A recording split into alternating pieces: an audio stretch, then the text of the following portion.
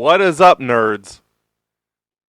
This is the Cinema Asylum podcast. Welcome to Sci Fi September.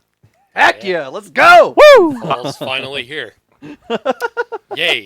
As they say in the TV show Titans, September's finally here and the season of the harvest is upon us. As Paul loves that line. Yep. Time flies Every so week. fast, doesn't it, folks? I am Matthew, one of the superhero and sci-fi experts. I'm Dyllan, the other superhero and sci-fi expert. I am Garrett. I'm the Indian drama expert. I am John Thompson. I am the action and animation expert. Welcome back, Dyllan. Yeah, welcome back to me. It's been a minute. So today's going to be exciting. We are going to be talking, this is going to be a month-long episode that we're doing every week. We are doing greatest sci-fi movies of each decade. Today we will be doing the top 5 of the 70s and the top 10 of the 80s. And what we're going to do, like before we actually give our rankings, we're kind of going to discuss like what was kind of big at the time, like the arrival of the space film or whatever. We're just going to give a brief like summary of like that decade without actually saying movie titles till we give our lists. Okay, yeah, I get you. Just All kind right. of Good idea. Yeah. the rise of cyberpunk, whatever type stuff. Yeah, right.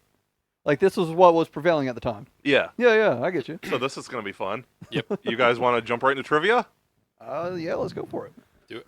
80 sci-fi. What 80 sci-fi movie did horrible at the time of release and became a cult classic selling action figures, memorabilia? Oh God. Oh, I I think believe it's got to be pretty obvious of what I'm thinking. at first before you got to the end of that, I thought it was going to be Blade Runner, but that's not true. I think I know the Look answer. at my list. I think I know the answer. Because if I can think of what I think it is, Wait, I think I know what it is. yeah. I'm going to go with Killer Clowns from Outer Space. That was not going to be my guess. So, are we saying like at the time that it flopped, Yes. basically, Mhm. like even though it flopped, it was selling really well at the time? No, now it is. Now it is? Okay. I would double Killer Clowns. I was going to say The Thing, but now do I change? Yeah, but now do I change my mind? I don't really see that many action figures for the Thing, though. Well, Same. you never know. But you know what? Just to save myself for not getting 0, I'll go with you guys. Say Killer Clowns. 2 points, 2 points, 2 points. Yay! Woo, Some thank of my first goodness. points of the I mean, year. Killer Clowns is everywhere right now. It Like, is. It is. It is like a phenomenon. Well, I mean, It's they been that way for like a few years. It's really hot at Spirit Halloween too, Yeah, which is why I oh threw it God. out Yeah. there with It's Halloween coming everywhere. up. Yeah, so like they're making prop weapons from Spirit Halloween. They just launched they didn't just launch, but this year they launched a asymmetrical survival game based on Killer Yeah. Clowns. I think that they just got their 4K port this year too. I'm not too sure. Yeah, I'm pretty sure it was released on 4K this year. Yeah. There's also a video game, right? Yeah, that's why I was talking Yeah. about the asymmetrical survival. Yeah. Oh, Yeah. Yeah, I really thought it was The Thing because it was not well received at the time, and then it did not do very well at the box office. Neither did but Blade that Runner. A lot true, of sci-fi but then back has then gained did. itself to be a classic and considered one of the greatest of all time. No, so the thing only has, I don't think it even has McFarlane toys. I think it's just the NECA figures. It probably is, Yeah, okay. like there's very Outs- few out there. They're just like the like high end like collectors. Outside figures. of like core Yeah, sure. conventions, I've really never seen action figures for the Thing. No, only online. Yeah, You That never or see it in the wild. I've seen some at like Core Hound and Days Yeah. of the Dead and stuff like that. But Not What out in the wild. What about Yeah. a bad guess though? It would not have been too bad. you No, go it wouldn't have to been. you go to any Walmart, you'll see Killer Clown stuff Yes. there. Yeah. Or Ghostface. Yay! Freddy. I mean, Ghostface, yes, but Killer Sure. Clowns, no. Freddy and Pennywise too. You'll see everywhere. Yeah, unfortunately. Yeah, unfortunately. like I said, I'm pretty sure like at this point, I just don't notice it. I think honestly, with all the reboots and stuff that are happening, I wouldn't be surprised if we get soon an announcement of a new Killer Clowns movie. I'd be okay with it. It'd be And really I'd be interesting. I'd be down. Absolutely. So, I want to give you guys a heads up on Sci Fi the 70s. I only got 4, so I might just get that out of the way. I don't have 5. I have 4 Yeah. that I actually love. So We're kind of going to discuss this for a minute first. okay, sure. So 70s, sci-fi wasn't as prevalent. It was still considered kind of a B movie genre. Yeah. But I would say 70s was like the time where sci-fi was really moving away from the cheesiness Yeah. of the 50s Yeah, yeah, and yeah. 60s with like the This was the space birth age of and stuff it, like yeah. that. And this was becoming a lot more philosophical, or very much in some cases a lot of 70s sci-fi is still influencing a lot of like indie films nowadays. Yeah. Like one of the films I'm going to mention in my top 5 is very influential on a lot of my favorite science fiction movies that have been released now, which I'll mention soon. Yeah.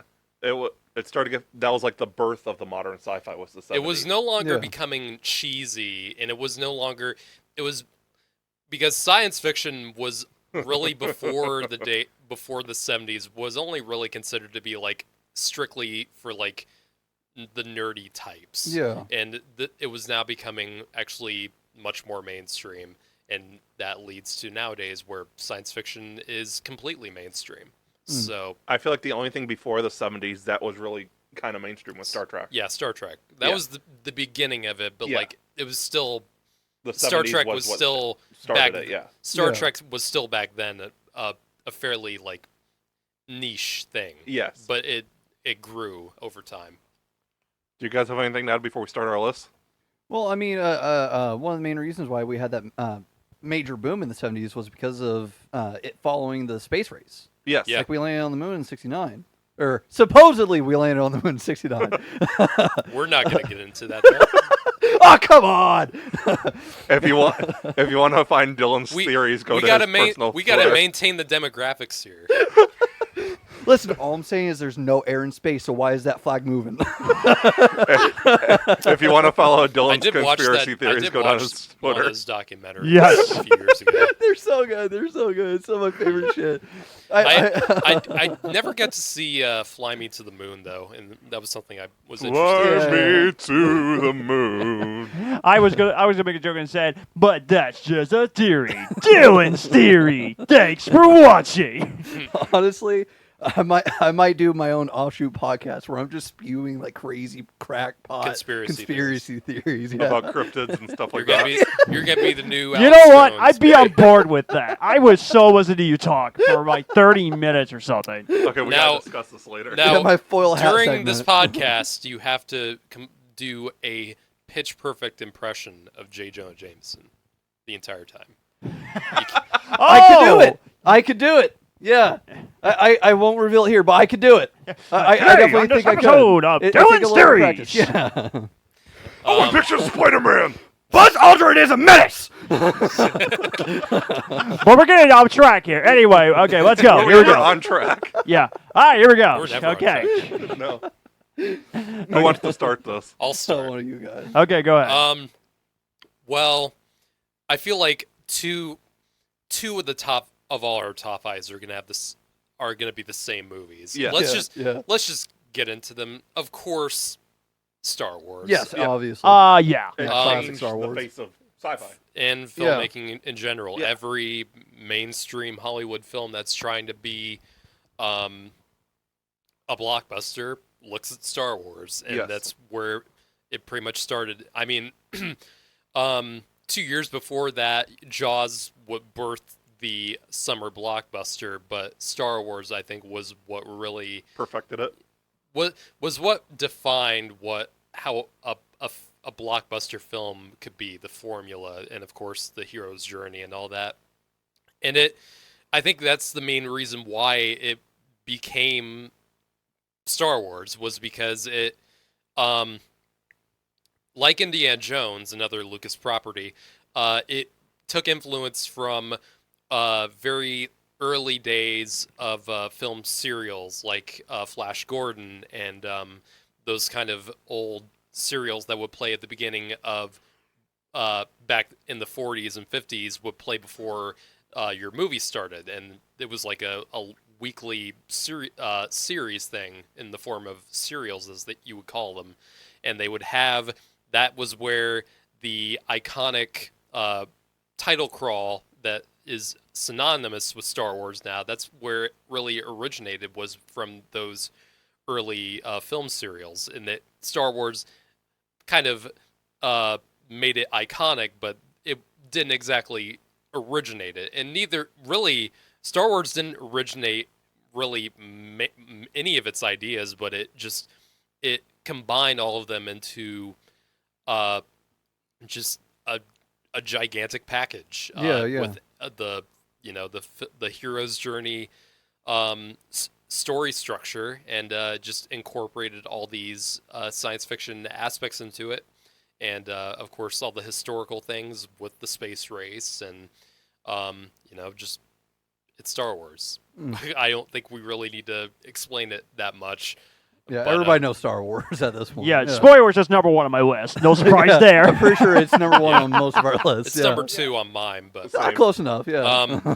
then the other one, it's Ridley Scott, and it's Alien. Number Uh, one. yeah, that's my That's That's actually my ne- number 1 too. That's actually number 2 on my list, actually. Yep. I mean, the last main episode we talked about this film, all these films to death, but I talked about it in that episode. It was like where Alien kind of took the idea of like a space crew discovering an alien creature, and it starts picking them off, and it just in the 50s and 60s, this kind of thing would have been really goofy and campy, but Alien made it so dark, so metaphorical with the a lot of the themes of sexual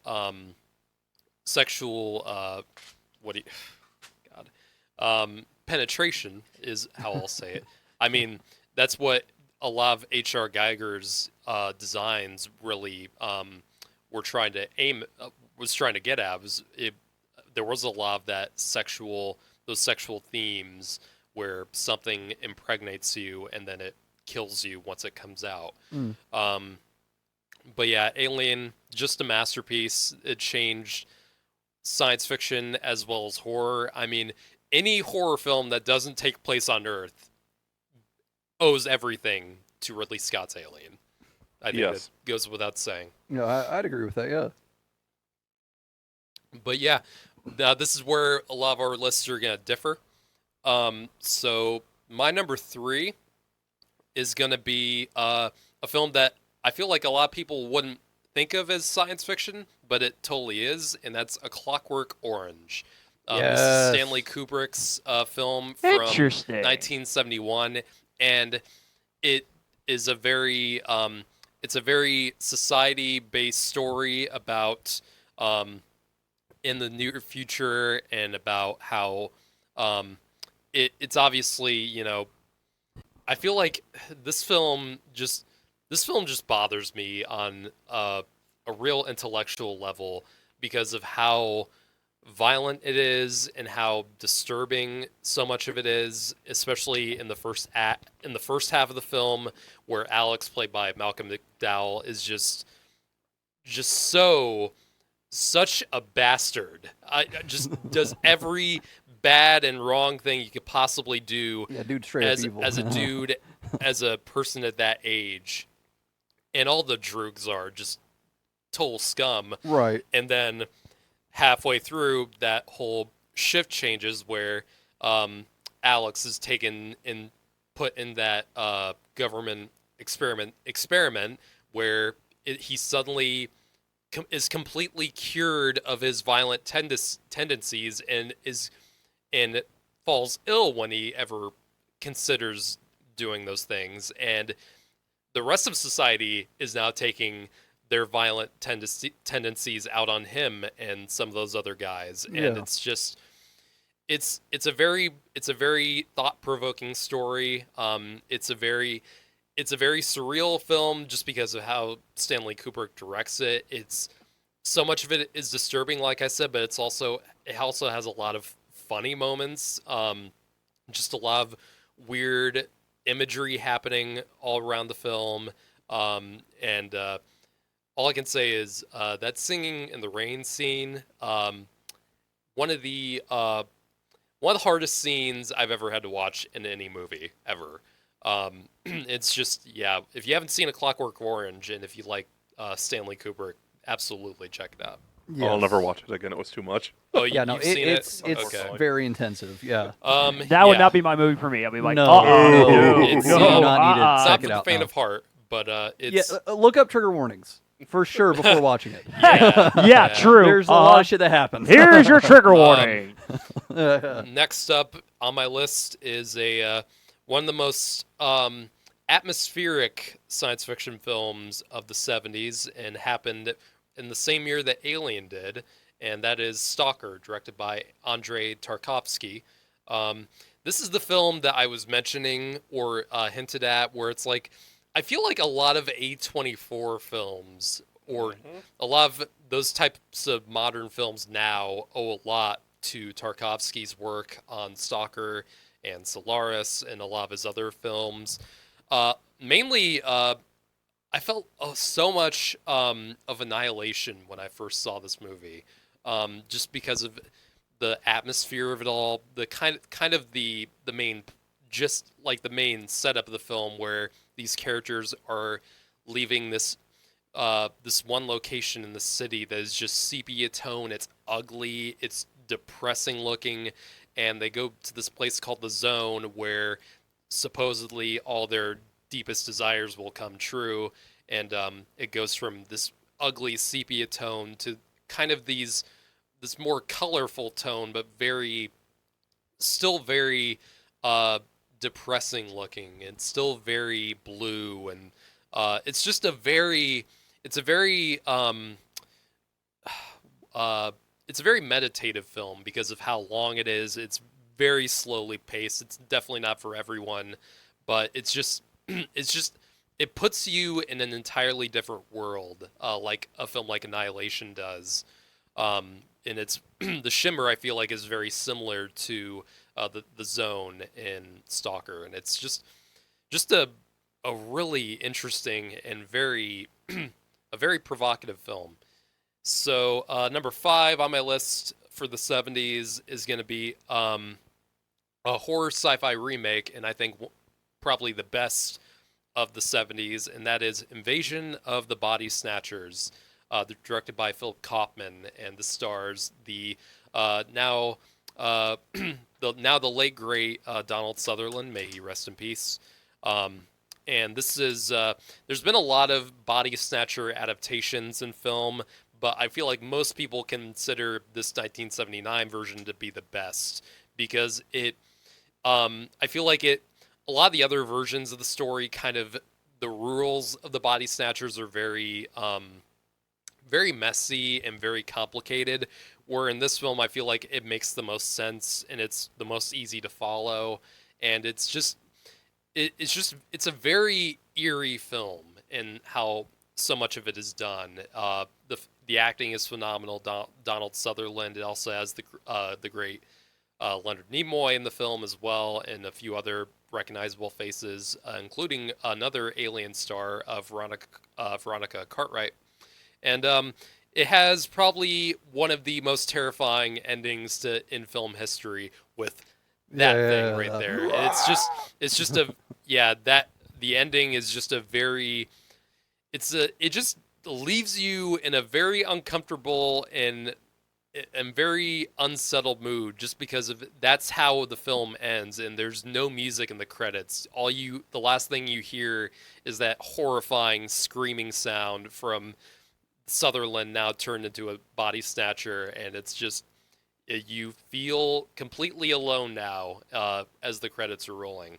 So yeah, Body Snatchers, it's in my opinion definitely the best Body Snatchers film, and I think it's a predecessor to what we eventually get with a bunch of the 80s sci-fi horror. So yeah, I've actually not seen Invasion of the Body Snatchers. it's awesome. Yeah, I I've like seen it. the- It's really good. So I've great. seen the 2006 one though, and it wasn't that good. No, that one sucks. With Nicole Invasion? Kidman. Yeah, and Daniel Craig. Yeah, that one sucks. Yeah. It's I mean, really it's all bad. right. It's entertaining at least. I feel like that was my thing. Where it's like it kept all these Body Snatchers adaptations change up the rules almost every time, and I just don't like how it was directed. I feel like it was. I hated the ending, especially. Understandable. Okay. Yeah, definitely pales in comparison to Oh, yeah. the '79 version. If there's some other movies that are not mentioned when we're all done, I'll mention some other movies that are considered like top movies. Okay. But that's if nobody else mentions them. Like we said, we already talked to Alien and Star Wars. Alien was my number one. Star Wars was number two. Number three, I'm gonna go with Close Encounters. Yeah, I was very close to putting that on there. One of the quintessential UFO movies. That's Yep. funny because that's actually number 3 on my list too. So what are the odds of that? It was my number 3 as well, but I ended up replacing it Let's later. go, Dylan. Yes. I didn't want to put any superhero movies on my list, so Superman is obviously off my list. Yeah, I didn't put that on mine either. Yeah. That I count superhero movies as its own genre. Yeah. It was my first time watch for me this year. Yeah, of Close That's Encounters. crazy. Superman? Yeah. Close The Encounters? 70. Oh, I Oh, thought Close you Encounters. said Yeah, it was my okay, first time okay. watch for me. And the fact there are 3 different cuts of the film, I'm actually interested in checking out 2 other cuts of the film. I was And, actually. and let's not. I think it takes place in Muncie, Indiana, doesn't it? It takes place It in does. Indiana, yeah. Sure, Yeah, which is I very think cool. it takes place in Muncie, Oh, if I'm okay. not mistaken. Yeah. And But I really enjoyed shout it. out to my Muncie Ball State people. Yeah. Indiana podcast represent. Yeah, but I enjoyed it. Yeah. I love the visuals as usual. It looks incredible. It's not gonna be for everybody. It can be pretty slow at times. I mean, But- it's Spielberg. Of course, come on. it's Spielberg. He can do whatever he wants. Yeah, it's a Spielberg movie. It is very well crafted. Yeah. The visuals stand out. Yeah. They really stand out. They're a little bit dated now, some of them, but it still worked really well back then. Mm-hmm. And it kind of gave that mystery vibe of like a UFO conspiracy type thing. Yep. Yeah. It worked really well for what it was. And it was also what Spielberg does in pretty much all movies like this is still make you care so much about the family dynamic Yes. and family that's falling apart that is kind of brought together by the end of it. I watched after watching a couple Spielberg documentaries, I feel like this was one of his more personal films and how it displays the family. And it's all done so well. The acting is phenomenal. Richard Dreyfuss and a few of the other cast members. Yeah, it's a great film. I'm rewatching it this month sometime. Nice. Number 5, I'm gonna go with the original Mad Max. Mm-hmm. More action than sci-fi in this one, Yeah. but Don't you mean number 4? yeah, I thought that's what I said. No, You you said said number 5. You 5. said Oh 5. no, oops. I can't count today. I feel like this one's more action than sci-fi, but it still has that post-apocalyptic dystopian feel. Mm-hmm. And the lore behind all the Mad Max movies. Mm-hmm. Like, you can't deny that George Miller knew exactly what he was doing when he made this. Right. He fleshed it out more later, Yeah. but, like, there's as much lore to this as to Star Wars, probably. I'm sure he has. And I feel like a lot of people discount this original Mad Max movie just because it's not like Fury Road or Furiosa. Right. Like, It doesn't have it- like the same feel as everything else. yeah, but it's still. I think it's still. I'd probably say it's like number 4, number 3 in my opinion. I still really enjoy how it connects with the other movies, just because it's not that kinetic, kind of thing that Fury Road did. I still think what it contributes to that, to the franchise, and just because it started everything off and where we eventually ended up with, I think, yeah, it's absolutely a must-see.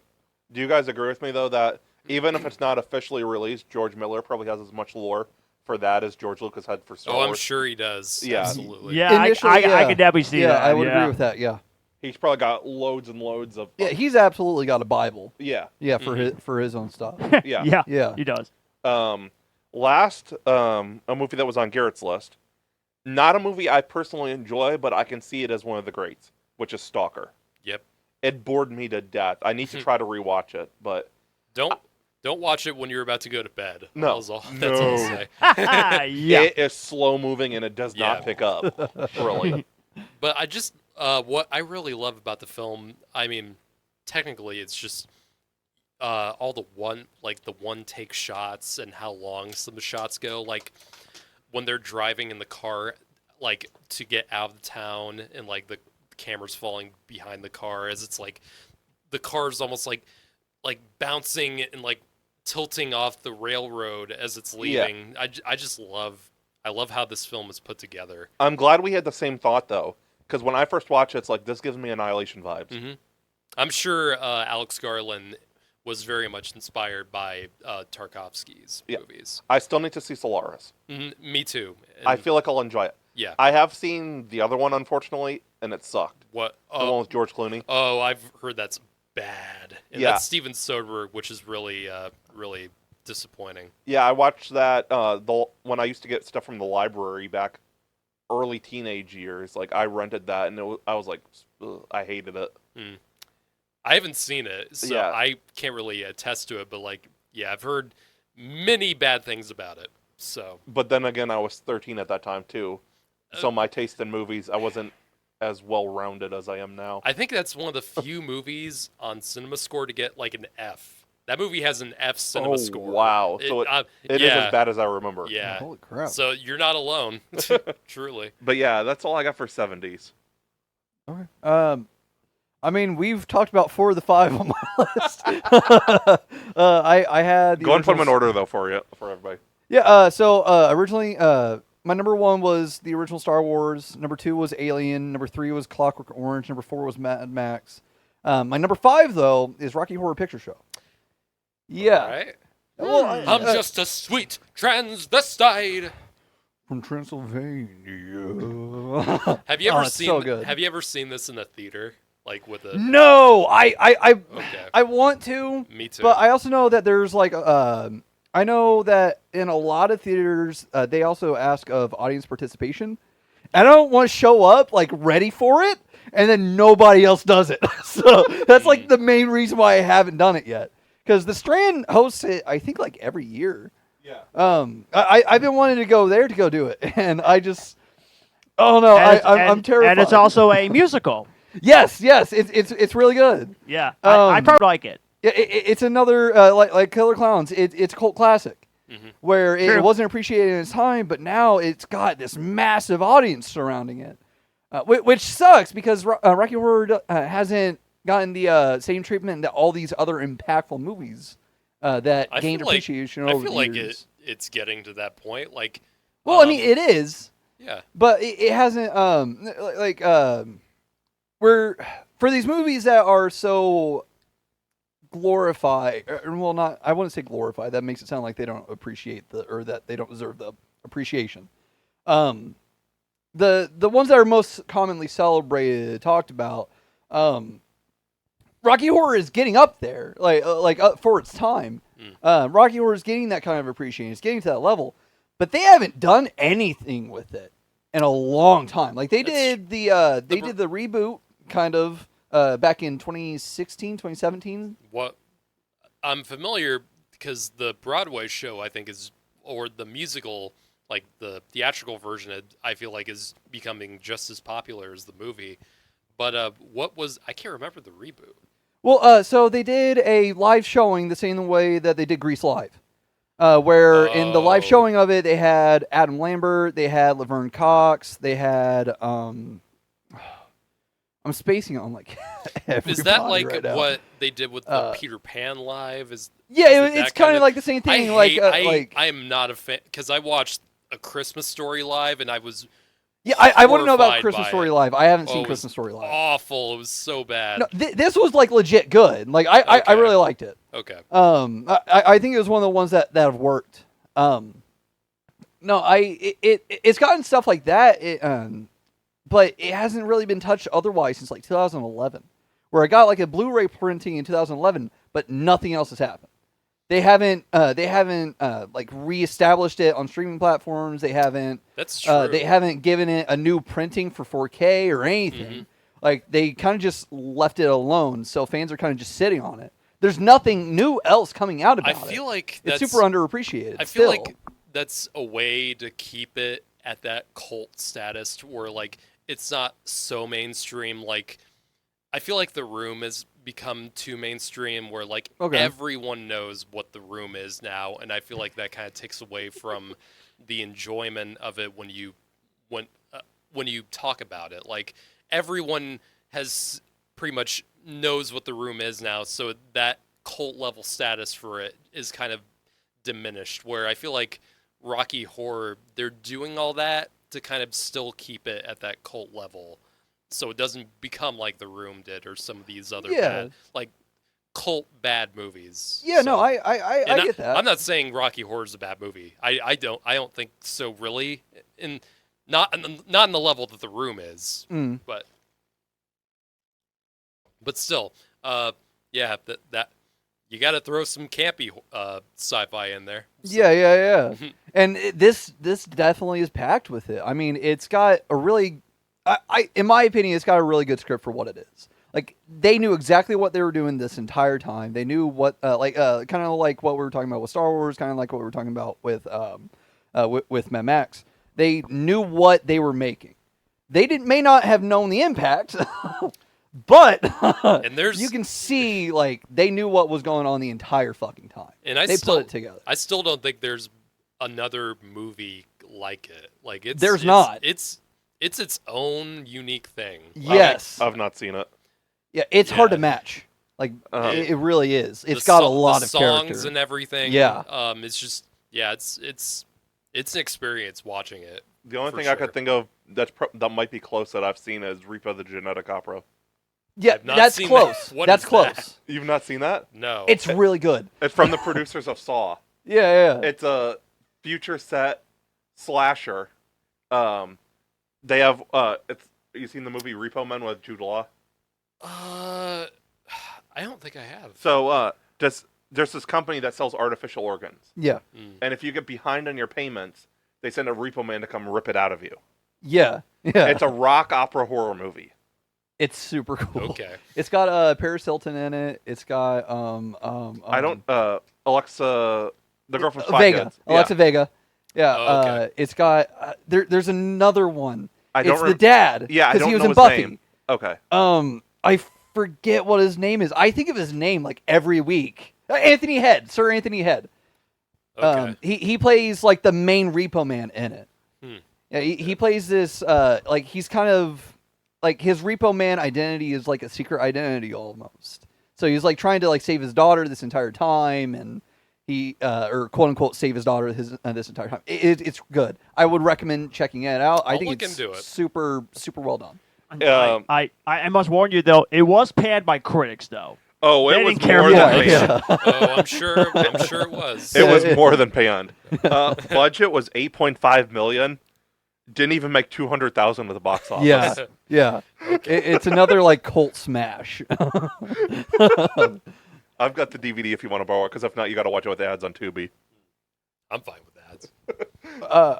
One other thing that I wanted to mention about Rocky Horror before we move on to John's list, or at least what remains of John's list at this point. Yeah, we can skip and- John. I do have one more I do want to talk about. Yeah. But before we move on to that, one other casting that I remember from the Rocky Horror Live showing was the person who plays, or the guy who plays Riff Raff in it, was the originator for the role of Spider-Man in Spider-Man Turn Off the Dark, the Broadway musical.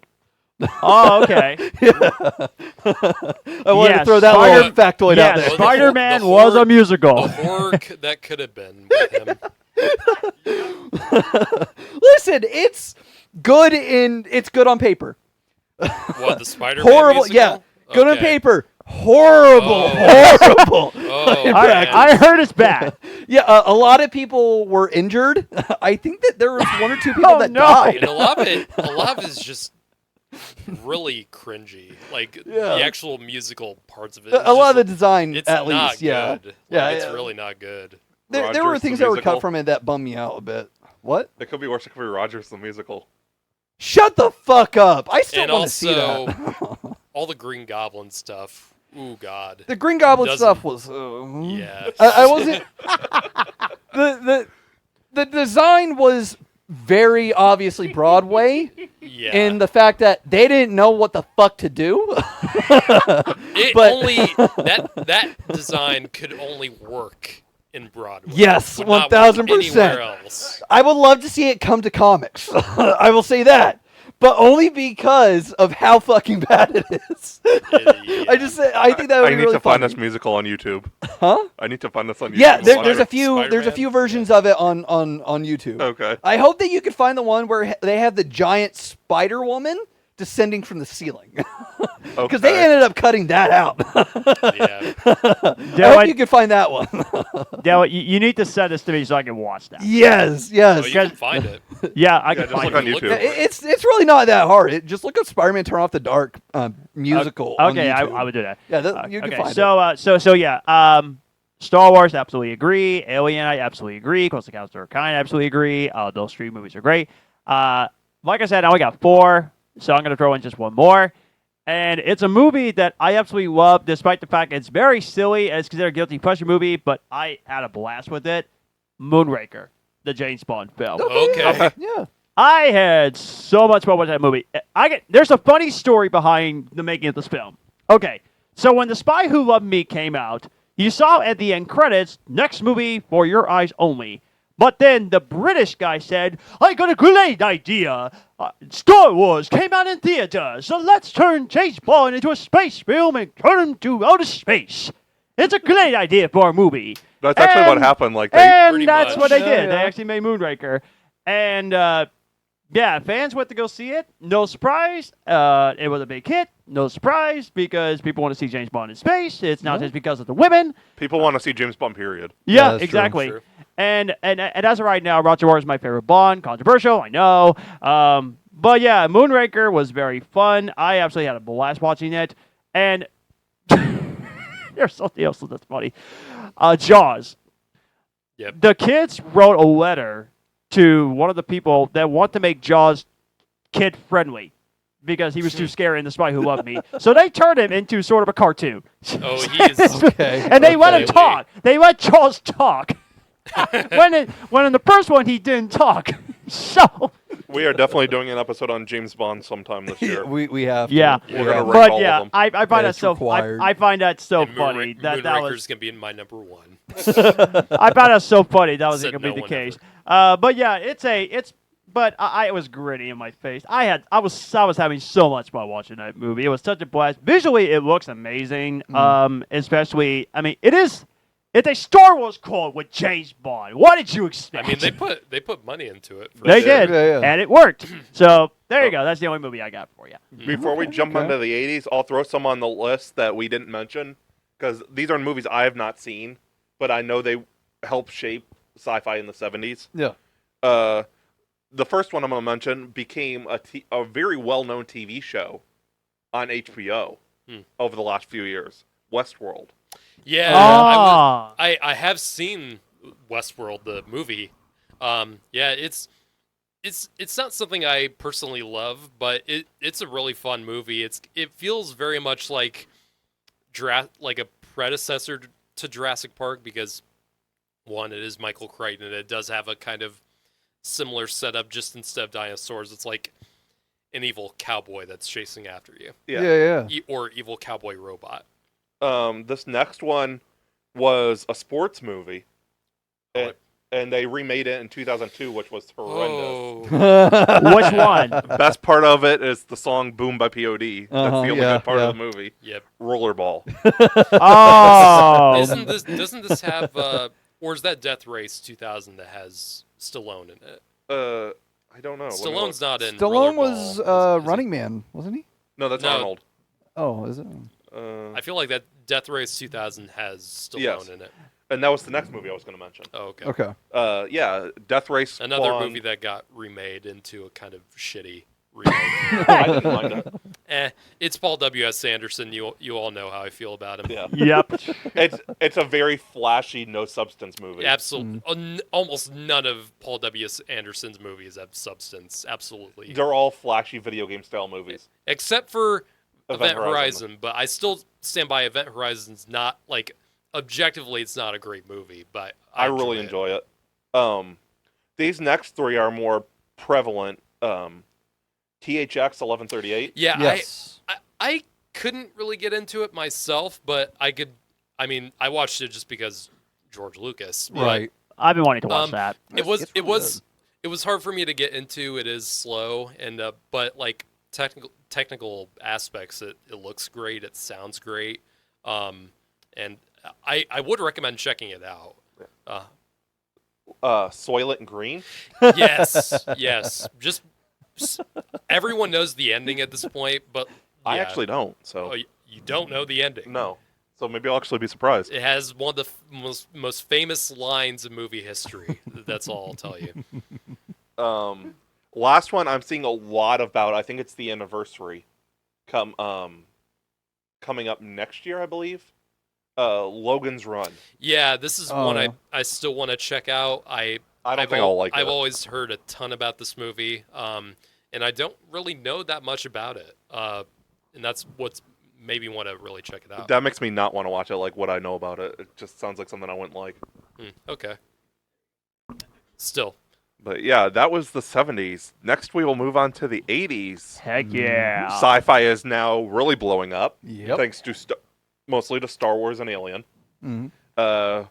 We get the first intro kind of into cyberpunk movies in this Yep. decade. Lots more action-oriented science fiction Yes. films. A lot more science fiction in general. It's just, this is the boom. And more comedy interjected in science fiction, Yeah. which you hadn't really seen before, really. This is the boom of science. I might venture to say this is the greatest decade for science fiction in terms of movies. At least the most packed. Okay. True, Or, of like true. absolute hits. I don't know if I would say greatest, but definitely one of the most popular. I was Yeah. going to say 2010s is the greatest for me, just because it's the science fiction I like. I personally prefer some of the 70s science fiction just because I'm more into the indie side of like that kind of thing. But yeah, at least like 5 of these are my favorite movies of all time. Okay. Yeah. Yeah. The only reason I'll say, without spoiling a few weeks from now, is that 2010s is the best, is because you get movies like Interstellar. Yeah. And obviously Interstellar. That's more of a... And because we're like we grew up in the 2010s. Right, yeah. So yeah, you want to start us off again? Yeah. And, number 10. And do you mind if I go second after that? Go for it. Okay. We'll All right, Garrett. reverse around. All right, Garrett, go ahead. So I feel like we're gonna have a lot of similar choices, but I feel like They'll be in different order. yeah. Number 10 is a movie we've already kind of talked about. Killer Clowns from Outer Space. I watched this movie for the first time like 3 years ago in college, and I've always heard about this movie, and I've never really heard people like say it's great, but I've always wanted to check it out just because that title, like, it has probably the greatest title of all time. I mean, Killer Clowns from Outer Space. How could you not want to watch that? And I can give you a reason. I personally really, aside from just obviously this movie is meant to be super campy and super goofy, and that's the reason why I think it works so well. Yeah, because agreed. it completely embraces the goofiness of its premise. It completely embraces all of the things that you could do with this concept, and how the clowns work and their weapons. I mean, this movie has what popcorn and cotton candy as a weapon. I mean, come on. But Don't no, forget about the pies. it's just a really cheesy, goofy, fun movie, and I'm so glad this is getting so much more of a following now, and I feel like a lot more people actually know about it and have seen it. So yeah, that I feel like each of my top 10 entries in this list offer a different facet into what made the 80s such a unique time for science fiction. Yeah. Because there's just so much types of science fiction that you have in the 80s. And next up at number 9 is had to put a science fiction comedy in here, and my personal favorite of that decade is Ludicrous Speed, Spaceballs. Yes. This obviously the Mel Brooks parody of the space opera Star I need Wars, to watch Star Trek. that. You have not seen Spaceballs? No. Are you shitting me? No, not saying anything. Oh my God. I've been You've so not busy. seen Spaceballs. Uh-oh. Are you fucking kidding me? Are you Uh-oh. serious? Uh-oh. We're both Come guilty. on, man. We are both guilty. Dude, This- it's Mel Brooks. I just saw Young Everyone- Frankenstein for the first time like 3 months ago. Everyone in my age group that I know until now has seen Dylan's like, I'm Spaceballs. done. I'm actually older than you, though. Fucking True, walk out true. if the camera wouldn't catch me. still, like, Jesus. Spaceballs, this movie is... Apparently, this movie has a 52% on Rotten Tomatoes. That's such bullshit. Why? This movie is fucking awesome. This movie is hilarious. It has... I love Mel Brooks. I love this cast. Darth Helmet, one of the greatest stupid villains of all time. Everyone works so well. Rick Moranis. Yeah. All those guys do such a great job. Misty John Candy. This movie, it's not the deepest. It's not the most sophisticated comedy in the world. It's not probably. It's probably not Blazing Saddles or even Young Frankenstein level, but still, I love this movie and I watch it all the time. And I watched it all the time as a kid. We are fucking going to good. get shot after this episode is over. You might deserve it. Suck. I actually didn't enjoy Young Frankenstein that much either. Are you? I loved Young Son of a Frankenstein. bitch. How dare you? Shut up. But, Fraberka. okay, I'll say I enjoyed it. It was not as funny as people made it out to be. I mean, I disagree. It's okay. but yeah, that's all right. kind of like. I feel like when our age group watches Young Frankenstein, they're expecting something like Scary Movie or comedy like that. But this was back in like 1973, so I was expecting something more slapstick, like the Three Stooges. it's not. It's what makes. I can go on and on about what makes Young Frankenstein so great, but and Blazing Saddles too. We might do But, that for review rewind if that's even possible. But We might have to Honestly, do that. we're down it's for it. comedy that works on not the level that most other parodies work, and that's why I feel like the parody genre is fucking dead now, because so many movies just go for the obvious jokes. Yeah. And Superhero movie, disaster and movie.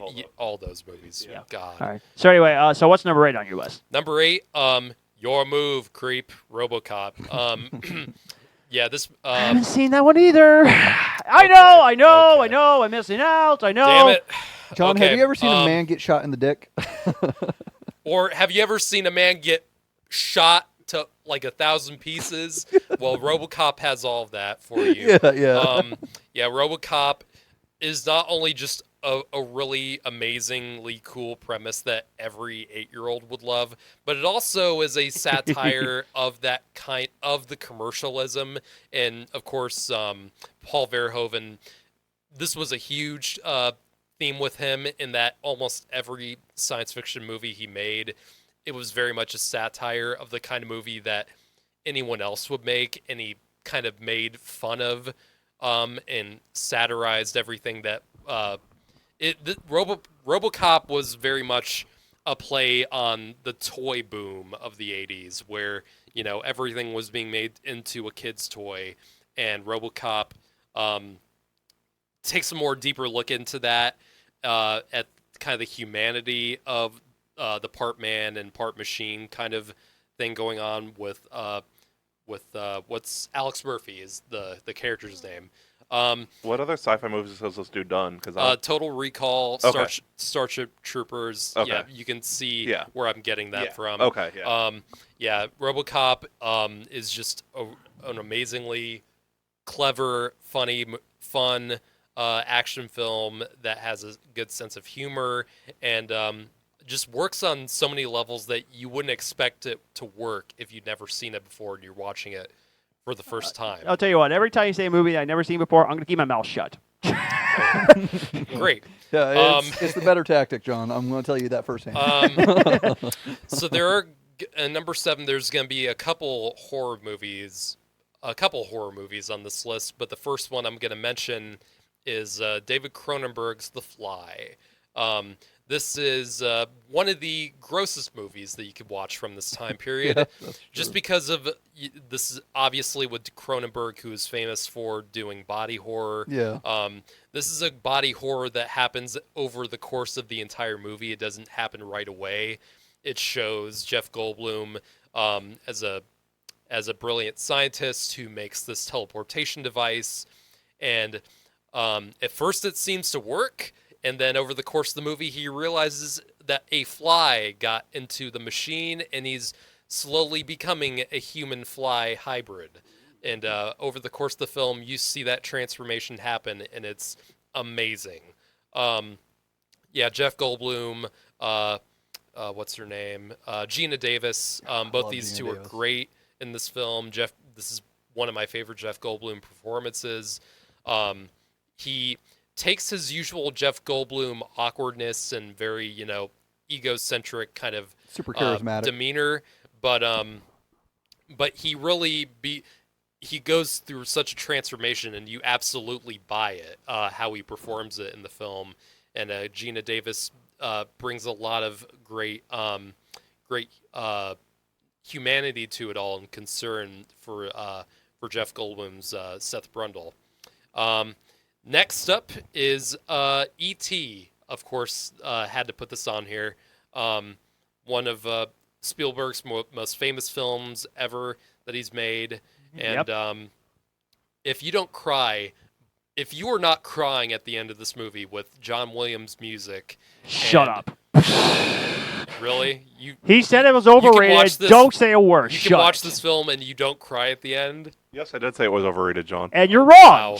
You are wrong. I mean, to some extent, I can see why it could be overrated, but it's E.T. And we've had so many films try to replicate that E.T. formula since this movie came out, whether it's Iron Giant, whether it's Super Even 8, Gooby. Even Grogu kind of is. pretty much. Kinda, and yeah, Earth, yeah. Earth to Echo. I tried to which find a was found Grogu shirt in my footage. closet. I don't know why I Um, couldn't find it. It's weird. This How film could you is not? They made, like, they've made, like, this film's 3,000. influence is still being felt today, and Spielberg kind of still, I think, has done the best version of this kind of formula. I agree. And of course, I forgot to mention Lilo and Stitch. Obviously, that was this film was a huge inspiration for that. Yeah. Obviously, love the relationship between Elliot and E.T. I did too. All the young cast in this film is freaking incredible. Drew Barrymore. Yeah. What's the Henry Thomas, who's becoming very big now. Dee Wallace, of course. It's just, this is a film that's very emotional, and John Williams gives one of his best musical scores he's ever given. So yeah, E.T. Phone Home. So, wasn't even a joke, really. I was just quoting. I know. It was just like how you said it. That's what made it funny. I wish we have E.T. coming out to the room and shot Matthew in the head and said, "E.T., you fall down." So keep your mouth shut about E.T. It's a great movie. Next what? E.T. arrives, pulls out number the twin 6. Glocks. I feel like this is going to be a very popular choice on this list. One of the most influential science fiction films ever made, and it did not do very well when it first came out. Sorry, wait, what did you Blade- say? I'm sorry. What? What did you say? I'm sorry, which movie?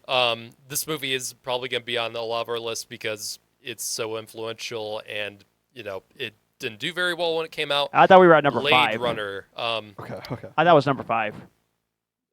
10, 9, 8, 7, 6, 5. Yeah, number 5. Yeah. Blade Runner. This film was kind of what really got the cyberpunk boom, the cyberpunk movement started. I mean, so many futuristic films that you see now all owe everything to Blade Runner. Yeah. The set design, the music by Vangelis in this film is incredible. It's just, and all the metaphors and philosophy that you see in the film has definitely been carried over for so much of science fiction. And in my opinion, it birthed an even better sequel decades later. Yep. But still, Agreed. the original Blade Runner is phenomenal. And it also has one of the greatest endings of all time, with the late great Rutger Hauer delivering one of the most powerful monologues and soliloquies ever delivered on the silver screen. So, number 4, another film that's going to be popular in this list. I feel like these next 5 are all going to be on here, but this is a James Cameron film, and that's going to be Aliens. I think this is my favorite film that he's done in this decade. One of my favorite films and one of my favorite sequels ever made. Yeah, I cannot talk enough good things about this film. It's iconic in every way. Sigourney Weaver just, so good. Every cast member in the film is likable. Every cast member is memorable, and everyone just has, everyone has great chemistry with each other, and the alien effects are just top notch. The Alien Queen, in my opinion, might be the greatest practical effect ever achieved in Agreed. cinema, and it's phenomenal. Number 3, Great Scott, Back to the Future. Another one of my favorite films ever made. In my opinion, the greatest climax in any film ever made. Yes. I feel like the climax of this film does not get talked about enough for how perfectly everything is set up and everything is paid off. But everything before that, almost every aspect of the script in this movie is just perfection. Every character feels well realized. Every character has become iconic in this film. Michael J. Fox, of course, as Marty McFly, is amazing. Christopher Lloyd is just unforgettable as Dr. Brown. Crispin Glover is just one of the funniest awkward characters ever put on screen. Just this film is legendary. It's just iconic, and it can never be beaten. And I dread the day that they try to go back to this franchise again. I just Go back reboot to the past, it. you mean? they will. I bet they will soon. And I'm gonna hate to see the day, because they will Well- never Yeah, it'll ever. Nothing will ever come close to the No, it's a perfection perfect movie. that There- goes back to There the are a really couple can't touch it. YouTubers that say they might see a remake of this movie, and I'm just gonna Fuck leave it at them. that. Fuck them. Yeah. One of my favorite musical scores of all time, Alan Silvestri, just gets me pumped every time I hear it. Agreed. Same. So, number 2 is probably my favorite horror film ever made, and I've talked about this film a lot. That is John Carpenter's The Thing.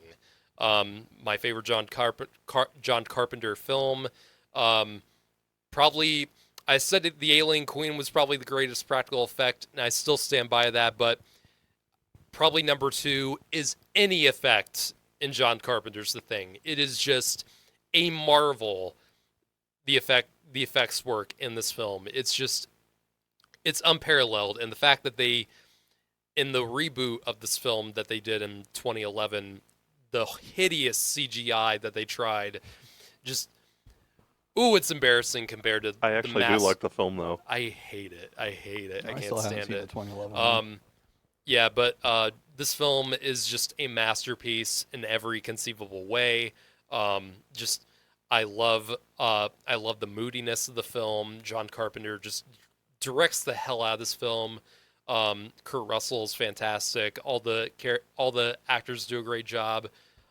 Keith David. Yeah, Keith David is awesome. It's just My man. a really, everything about the film is just, I really struggle to find any weak point of the film, because I don't think this film has any. It's just, you feel the setting of the film, you feel the cold, you feel the tension every time the characters get together and they're trying to figure out what's going on and who's who, and how many people are infected by this thing. It's just a suspenseful, masterful film in every way. Just perfect. Number 1, many people consider this the greatest sequel ever made, and I cannot deny that testament. The Empire Strikes Back. Probably, yeah. my favorite sequel of all time is The Dark Knight, but I cannot deny that The Empire Strikes Back almost takes the cake, because it is just, I mean, when people think of great sequels and building up what worked about the original and surpassing it and making it even better, The Empire Strikes Back took everything that was great about Star Wars in 1977 and just took it to a whole nother level and gave us some of the most iconic movie moments in history. Yes. It's just a amazing film and has everything great that science fiction did in the 1980s. So yeah. Johnny boy, what you got?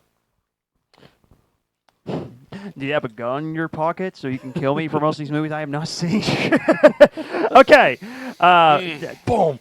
That was a joke. That was a joke, by the way. Okay. I got a bunch. I got a knife in the kitchen. Bunch of sequels on this list because those are the 10 sci-fi movies that I have seen. Most of them are sequels, and the other one that does not have sequels. Just want to give you the heads up. I'm actually a little surprised about most of them that you didn't even mention. There were a lot of great choices, but those were the 10 that I feel like I didn't want to put more than one movie in a franchise. And that's understandable. I kind of wanted, like I said, I wanted each movie to represent a different facet of the 80s science fiction. Okay. That's understandable. Totally understand that. Okay, so my number 10 on the list is the first Star Trek movie on the list, Star Trek 3: The Search for Spock. Now, if you want to hear my full thoughts on the movie, we talked about the Star Trek rankings over on the video, so go check it out. So not to repeat myself, fun concept, really enjoyed it. The villain is great. This movie is definitely a lot of fun for Star Trek fans, and so yeah, definitely enjoyed this movie. I almost put Star Trek 2 on this list. It was very close to making it. Almost did too. Mm-hmm. And You guys, you didn't? It was very hard not to, believe me. Yeah. Okay, but yeah, Search for Spock at number 10. When speaking of Star Trek Direct the Con, oh boy, people are going to kill me. It's number 9. Okay. I know that people said it's the best Star Trek movie. I know Paul says the best Star Trek movie, and a lot of people said the best Star Trek movie. Totally understand that, but when I went through all my Star Trek movies and I watched it for the very first time, it was not my number one personal favorite. So, agreed. So there you go. And Dyllan was about to get killed after that episode. So Dyllan had it like close to last. No, he had it 10. I remembered. By far, it is not my favorite. By far. Yeah, but I still enjoyed it for what it was. It coming in number 9. If anybody wants Dyllan's address, I could give it to you. And Fuck you! Well, Matthew, your number 1 is Into Darkness, so you and I respected that. You have some criticism. Totally respected that. I do respect it, but he makes a good point. Yeah. So that comes in at number 9. Now coming in number 8. Now this is a sci-fi movie. I had to do some research to see if this next movie was a sci-fi film, and it is. So it's not just a horror and an action movie; it's also sci-fi. Predator is on the list. Yeah, I almost put Predator. Yeah, shocker. I don't have this one in the top 5, but this is my first time watch, and that's the reason why it's not higher, because it's my first time watch. Love the movie, watch it. Yeah. I loved it, though. It's fantastic. Arnold Schwarzenegger is great. The cast is great. Iconic line that you and I just did when we did our Alien Predator line, which was the best thing we ever did. That was awesome. We still need to get that video of you and Paul. And I got it. Oh, yeah. And I said in that video, Dyllan, that to make it even better, we're going to print out Carl Weathers' face and put it onto you. Yes! Yes! Let's do it! That would be fun. I'm all for it. But the Predator is absolutely great. Number 7, my personal favorite 80s Star Trek movie, The Voyage Home, which I don't want to hear. Star Trek movies are on. Yeah, dude. Yeah, which I don't want to hear a single hate from you for saying that you do not like this whales. It's the best concept for a Star Trek movie. I'm sorry. I love it that they saved the whales. Yeah. The comedy is very funny. Shut up. The comedy is funny. The acting is great. The characters are fun. It's got great moments. And so I will love this movie to pieces till the day I die. Yeah, I don't feel so bad about my list now. I don't feel bad about my list at all. Okay. Like today's list or Yeah. your Star Wars list This or your Star list. Trek list? That's lost. Oh well, so maybe you should feel a My little list bad is a about little it. better than yours, Matthew. Dylan's list was the worst No, list we're of talking Star about Trek this movies. list. This one, not this. Oh, this Don't one. drag me today. Oh, I'm sorry. I don't deserve it yet. I haven't given it my 80s list. I'm going to respect your list no matter what, so it's going to be fine. See ya, fucker. But yeah, I love The Voyage Home. I can watch that movie over and over again many, many times. It's very fun. I really dig it. Yeah, I did. I too. love Star Trek 4. Yeah. All right, so that's number 7. Coming in at number 6, the only bad thing about this movie is that this did not happen 9 years ago, which was very unfortunate. Back to the Future Part 2, the movie that takes place in 2015. You prefer this over the original? The original is high. The original is high, actually, on the list. Yeah. I actually got 2 Back to the Future movies on the list. Spoilers. But Back to the Future Part 2, the flying cars, we're not there yet. The shoelaces all by yourself tied, we're not there yet. There was... We are there. We are there. It's just not The hoverboard everywhere. sucked, though. Oh, okay. Yeah. Gotcha. Okay, they so we are getting there. We Yeah, are we're getting there close. for that one. I believe there was Video Call that also was in 2015, so at least I got Yeah. something that right. No, Oh, yeah, but Back that to was the the Future... thing before 2015. Yeah. That's It true. was. But which I love the Skype. concept. Still got it right though. Yeah. But I love the concept. You're going into the future of 2015, what it's supposed to look like. And that's what I love about this movie. There's a movie on my list that takes place in the future that we've already passed. Oh, It's on okay. Garrett's list. I forget. Yeah. 2019. But Oh, but okay. as you said about the original, you're right. The cast is iconic. Very fun characters. Very funny. I'm a little scared to have flying cars whenever we do get a flying I car. mean, they're being made right now. Pretty much. They Yeah. have concepts in Japan. I believe it's Japan. Yeah. But they put like test models out. Yeah. It's instead of wheels as 4 helicopter blades. Oh, I'm going okay. to Japan. Yeah. I'm gonna learn Japanese. I can do it. Yeah, and I kid you not. I'll I'm, learn to drive I over kid there. you not. I'm praying to Jesus Christ to please protect me so I do not die in a flying car. But anyway, To be fair, if you got rear-ended in a flying car, you're both going down, quite literally. but then again, though, I was Sugar, saying, we're going down swinging. but then again, though, I was safe when I went on a plane for the first time when we went to Texas. So we were very protected, and the people there did a great job up there. So anyway, well, you didn't fly on Boeing, so yeah. But Back to the Future Part 2, I absolutely loved it. Aliens is actually number 5 on my list. Everything you said, I agree. Yeah, Aliens is phenomenal. E.T. is at number 4, one of the best family movies of all time. It is one of Steven Spielberg's best. So Matthew, again, shut it. It's not on my list. I'll tell you right now. Oh, not surprised because you thought it was not that good. Back to the Future is at number 3 on my list. Everything you said, no surprise. What a surprise! My Star Wars movie's in the top 2. What a shocker! Number 2, Return of the Jedi. Now, people consider this like be the weakest of the trilogy, but still being amazing. Hey, it could be amazing I and still love it. and the weakest. yeah, it doesn't it's matter. still good. I agree that it's the weakest of the trilogy, but Yeah. it's still good. Yeah. Entertaining. But I Good personally, job. I personally like all like this. I personally like all the Star Wars movies, which includes the prequels. Who knew? But yeah, Return of the Jedi. It's very fun. It's fantastic. And also, I just love these cuddleable teddy bears that they also yeah, had. the Ewoks. Yeah. The Ewoks, Not they're big on so the Ewoks. they're so Yeah, they weren't adorable. very big on the Ewoks in '83 either. Like, if there's a list like most adorable Star Wars characters, I would probably Oh, it's put out there. Ewoks. they're cute. Ewoks would be yeah, there. they'll kill you in a split second. Well, but they yeah, are true. cute. Yeah, Ewoks as would be on cute that as- list. That's kids Grogu. No, not as cute as the Wookiee family in the Star Wars holidays. Yeah, I'm sorry. Let me take that. John, you are wrong.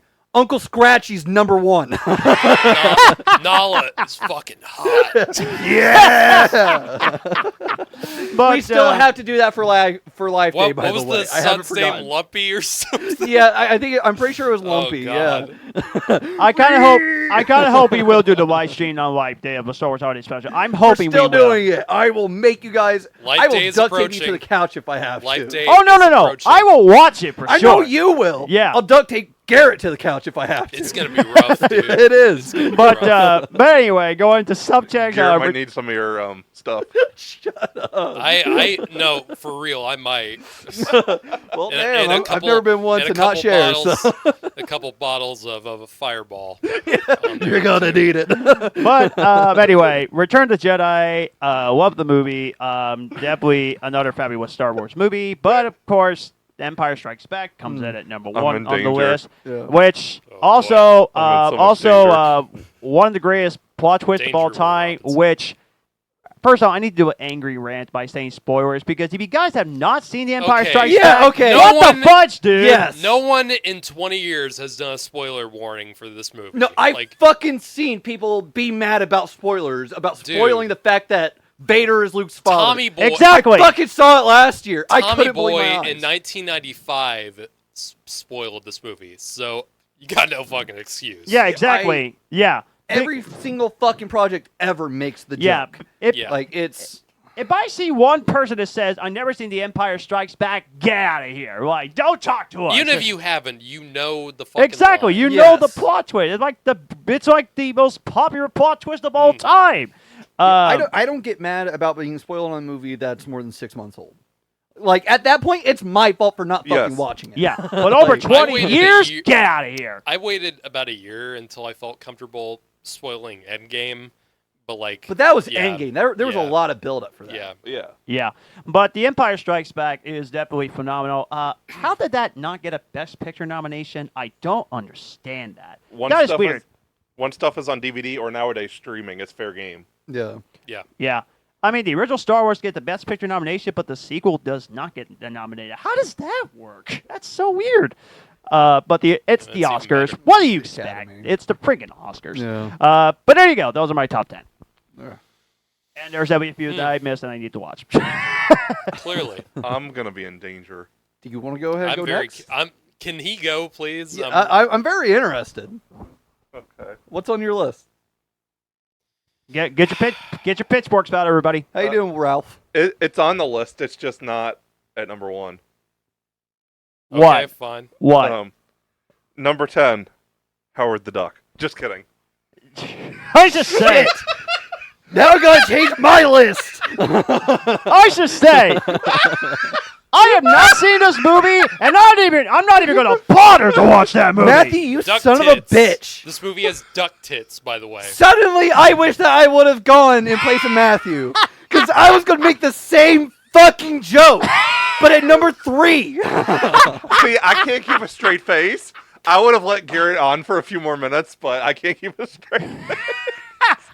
Damn it! No, number 10 is Killer Clowns. I'm legit Oh wow, pissed. that's funny. Okay. Yeah, it is funny. It's clowns. Man, Shut up. we're getting roasted tonight.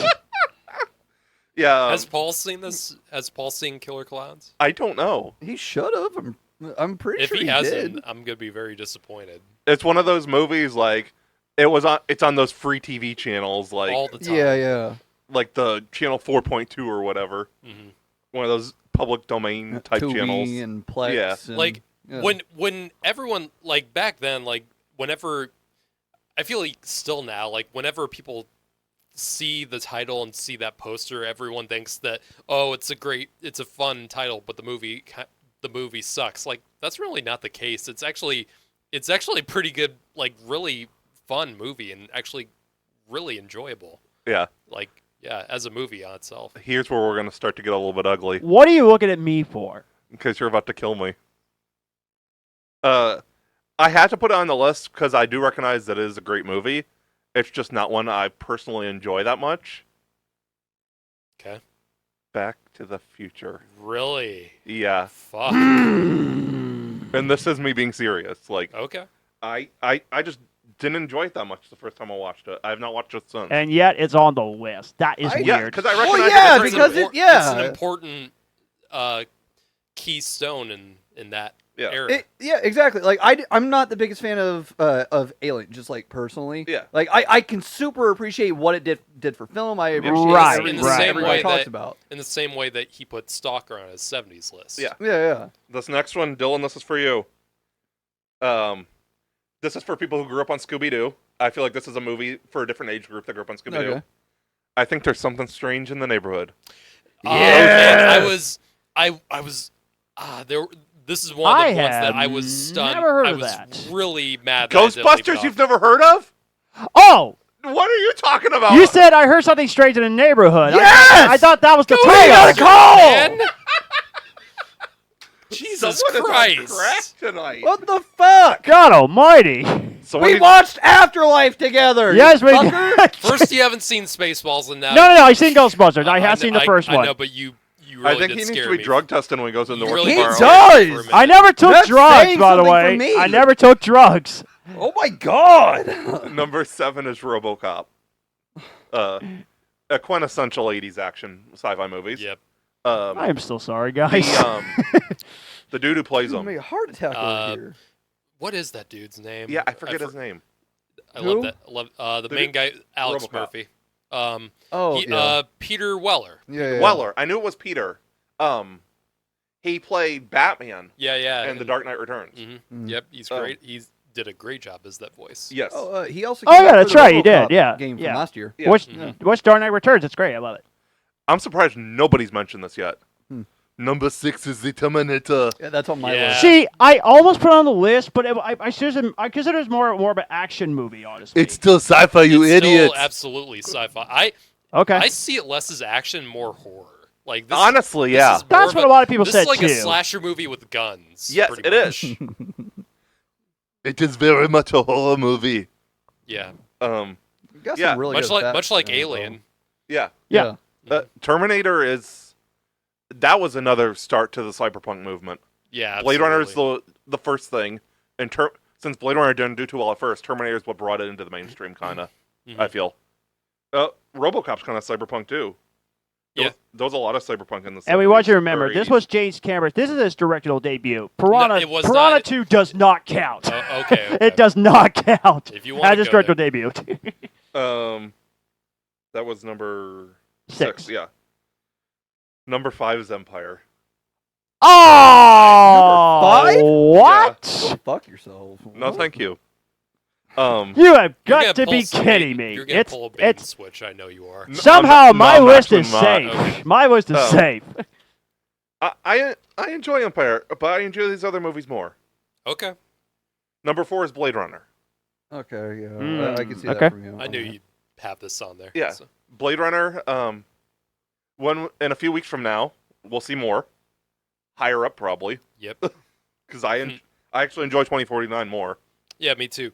But you gotta love and respect the original. Right, exactly. 2049 has some of the best visuals on film. And the original, like when you It was look great at at its time, yeah. yeah, and I feel like a lot of it still holds up. It does. But 2049, like, it has the bigger budget and has the modern technology, so it really elevates those visuals tenfold compared to the original, And the one which was already great. The one thing that in the original that I think is better than 2049 is the villain, Roy Batty. Yeah, and he is. Rutger Hauer. Just he's so good in this. You know what's weird about Blade Runner? There are 3 different cuts. That's Yeah. what's best. I've only seen the final cut. That's Me that's too. what's odd about this movie. There are 3 different cuts. These next 3 movies are all horror movies. Number 3 is Predator. There you Okay, go. yeah. One of Arnold's top 3 performances. Yep. The other 2 I will get to next week. Number 2, Aliens. Okay. One of my favorite franchises. Well, Alien and Predator, if you kind of as one franchise, it's still one of my favorite. Because they kind of are a similar franchise. Yeah. And number 1, this was also on your list, The Thing. Yep. John Carpenter had a masterpiece with this movie. And man, it was so hard. I love John Carpenter so much, and there were 2 other movies that I would have put on here, but I wanted to stick with one movie per director. They Live. They Live and Escape from New York, both movies I love. I have not seen They Live. You have not seen They Live? No. Have you seen Escape from New York? I don't think it's one I'd enjoy. Probably not, but still, I'd watch it. It's softer sci-fi, but it's still really cool. Yeah. Just in how it's Escape from New York has a low budget feel to it, and Yeah. I feel like that's part of its charm. Okay. Mm-hmm. Dyllan. And interesting about Escape from New York, it actually brought us to Metal Gear Solid video games Yeah, yeah. because of this movie, which I didn't know that. Yeah. Snake Plissken, one of the coolest characters in movie history. Yeah, seriously. I'm looking forward to your list of what I'm going to hear. I think mine was probably the most controversial. Yeah. Yeah, I would agree. I avoided putting certain movies on my list because I knew that you guys were going to say them. Still got a few of the ones that were on my list, but fuck you for my number 3. What? Fuck you for my number 3. Oh, Howard. Yes, I didn't even have like another movie listed. I was just gonna say Honestly- Howard the Duck and move on. Honestly, before I came here, I was really worried one of you guys was gonna put that on, like seriously, like not even like in a sarcastic way. Like I had that fear going. Good, Be good. afraid. Be very afraid. Yeah. That's Not what to I worry, like to go Garrett. I will for. never watch Howard the Duck, so I'm safe. It's over there. You should watch it with It's me. insane. No, Like, it is no, just- never going to happen. It is bonkers in all the worst ways. It was recently put on 4K, I think. It was, yeah. Why? Yeah. I need to Oh, see it. why? It's one of the greatest Why? movies ever. It is. Anyway,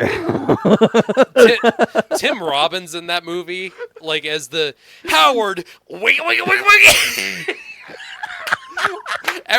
Oh my! That man, late 5 years after. When did that movie? No, that's dude. No, that's a scene in this movie where Tim Robbins, who would later star in Shawshank Redemption, Which I love. that man, one of his first roles was in Howard the Duck, and he has a scene where he enters the room and looks at Howard and goes, Howard, wiggle, wiggle, wiggle, wiggle. Dead serious. oh my god, It's so fucking weird.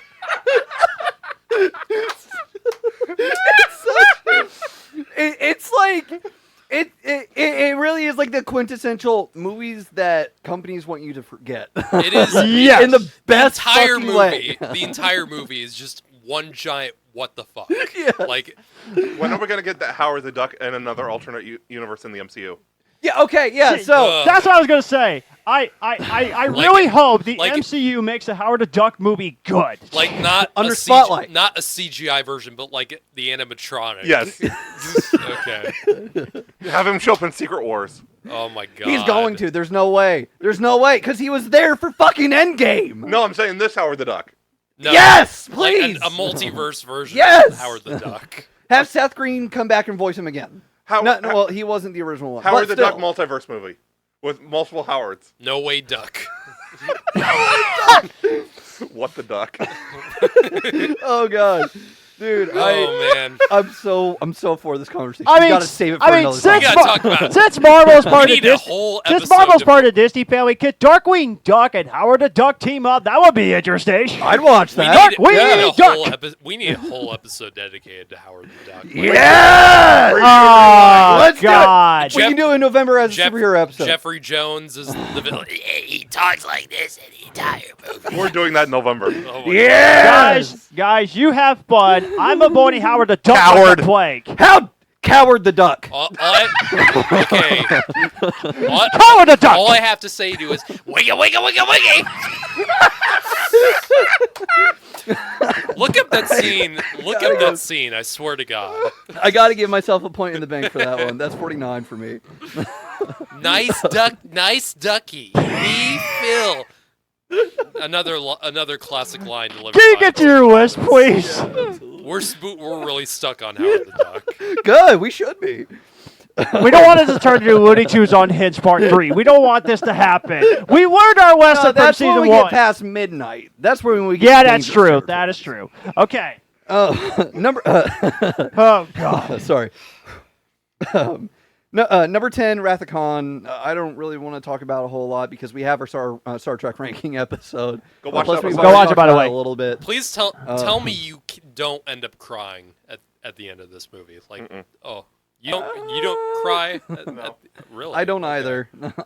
Really? Yeah. I I also have a weird thing with crying. I have a really difficult time with it. So it's just it's like me being weird. I physically. don't really. but I cried during movies a lot, I got though. emotional from a few movies I watched. you probably cried during Twisters. But Probably did. honestly. No, Guardians 3 destroyed me though.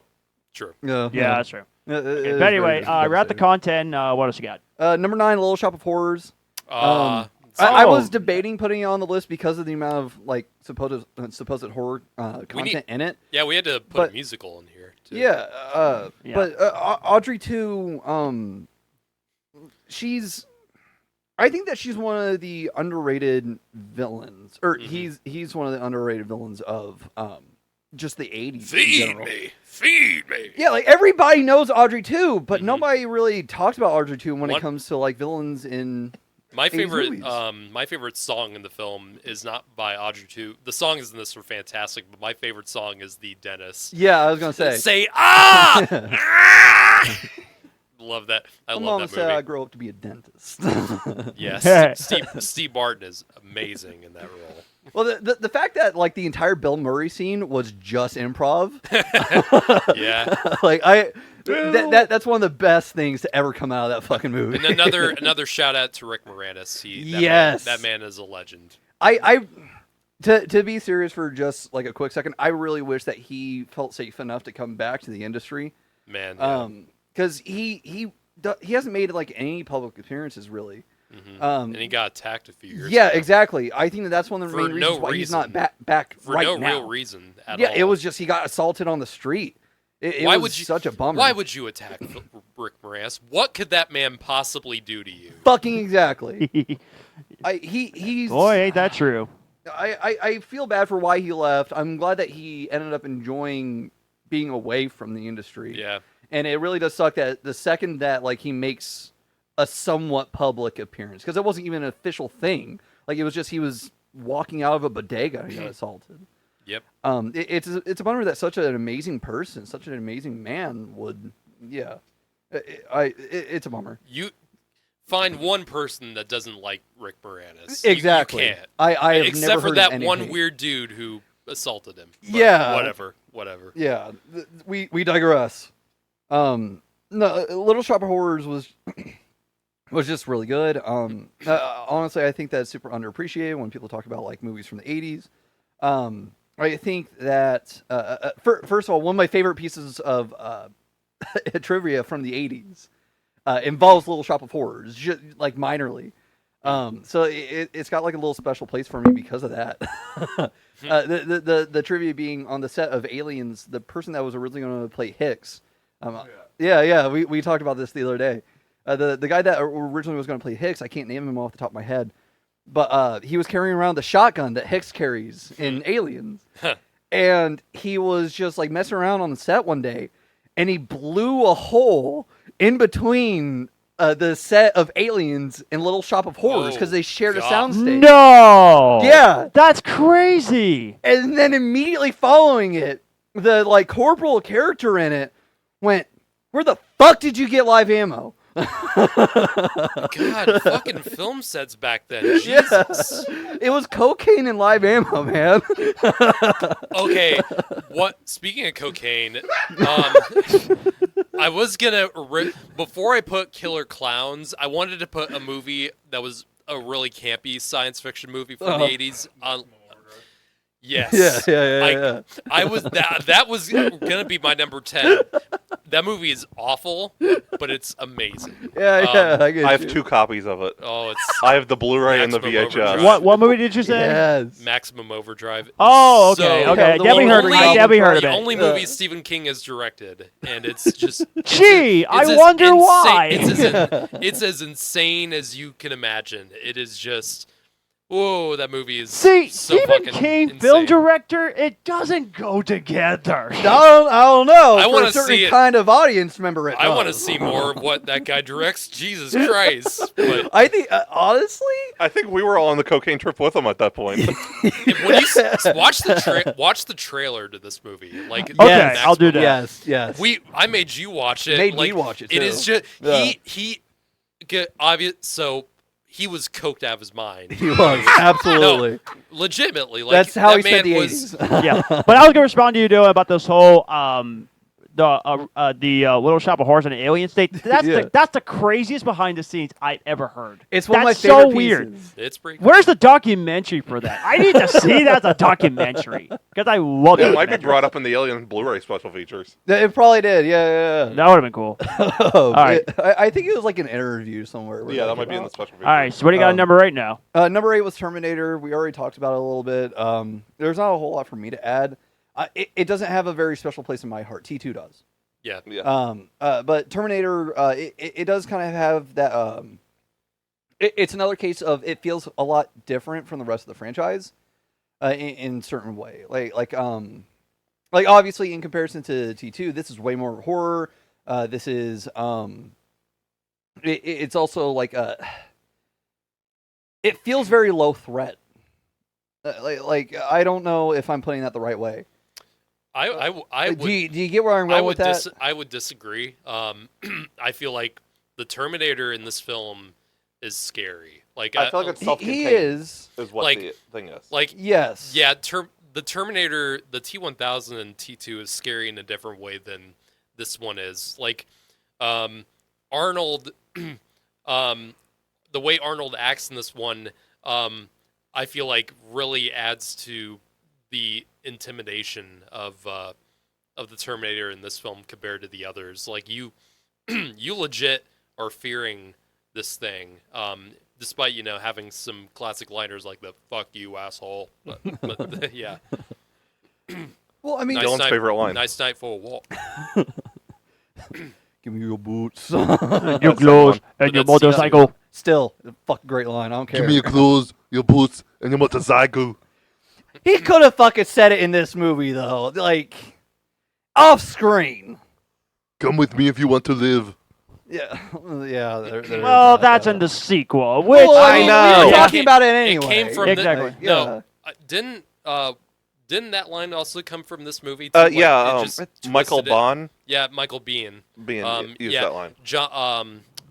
Kyle Reese said it in Yeah. this one, and Yes, they yeah. reused it. Oh, in and of course T2. the famous "I'll be back." Yeah, of course, Yeah. of course. Yeah. Which he did come back. He did, yeah. Many Great times- foreshadowing there. Many times, Thank you. many times, even though he probably shouldn't have. Speaking to the rest of this franchise. The Since one. we're talking about Terminator and we mentioned Predator earlier, shameless plug from me, the band Austrian Death Machine. All metal songs about Arnold. Oh yeah, that's right. I Yeah. keep forgetting With an about Arnold that, man. impersonator in the vocals. Yeah. I keep forgetting about that. That was pretty You fun. need to send me a link to one of their pieces. Okay. Honestly, that way I. Oh, be back! Number 7 is Ghostbusters. Just a really good movie. I think that combined genres really well. A lot of people don't think of it as sci-fi, which is surprising to me. It is. I- It like, totally it's- is. I'm one of those people too. As much as I do like the movie. Yeah, it just combines sci-fi and supernatural. Yeah. That's what it is. I feel like that's where the I mean, confusion is. three of the four characters are scientists. so- Yeah. Well, yes. I came up with something the other day. I want to hear your thoughts on it. Huh. Beetlejuice, Ghostbusters, and Scream are all movies for different ages of people who grew up on Scooby-Doo. Kind of true. I can see that. Yeah. Interesting. Yeah, I can see it too. I feel like out of the three, I feel like Beetlejuice is the one that's a little out there. Yeah. But no, It I still do kinda I do fits, agree. yeah. Yes, yeah, no, there's a lot of similarities. Yeah. And just in terms of like how you would enjoy your content. Yeah. yeah, no, I get you. Yeah. I get you. I thought that the other day. It's like, huh? Yeah, maybe. Yeah, That's no, right. that's yeah. interesting. I Yeah. hadn't quite thought about it. Yeah. But no, you're right.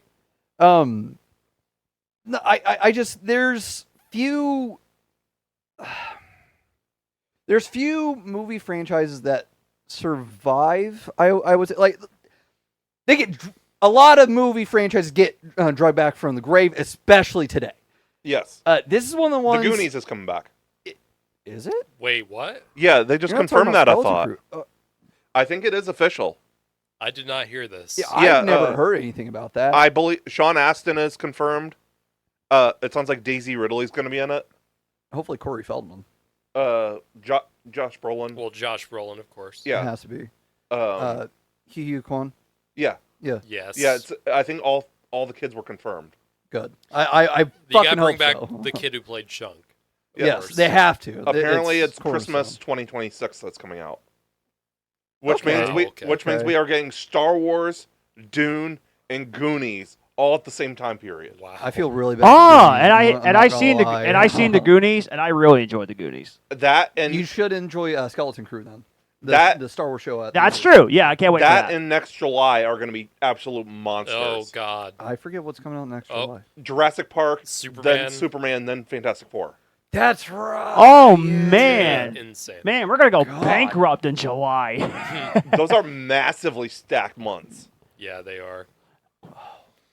2025, Battle of July. I can't get here fast enough. That's We true. are going I to do it on the New Year's episode. We are going to do end of the year episode. We are going to do a prediction about that.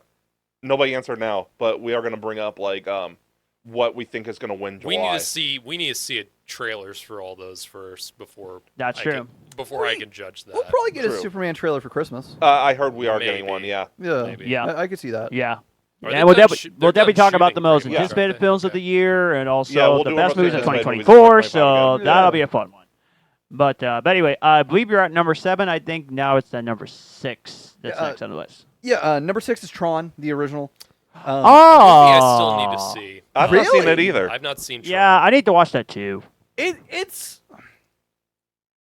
I feel like it's another one of those like it's garnered a bigger following throughout the years. Yeah. because I don't That's think true. it did too well when it came out. No. I don't think it did. But it's A lot of kinda- the 80s sci-fi movies didn't. well, yeah. This is one where it's hard to imagine the fact that it didn't do so well at the time, just because of everything that's surrounding it. Now, like you look at look at the Disney parks. The Disney parks is representative of like what works from the company Yeah. and what doesn't. So it's hard to imagine that Tron didn't do so well in '82 when it came out, or yeah, I think it was '82 when it came out. It's Yeah. hard to imagine that it didn't do too well then when we have a light cycle coaster in 2 parks. Well, You that was know? a fairly new thing. Just a few It years was, ago. but that plays into the entire like it's become more of a cult. And they're classic. doing a third one now. Yeah. Yeah, Aries. Yeah, my excitement for that has been slowly diminishing. I'm mainly excited for it just because 9 Inch Nails. yes. So, That's one of the main things I'm excited about. yeah. I'm just not excited about the isekai plot when it doesn't tie into Legacy.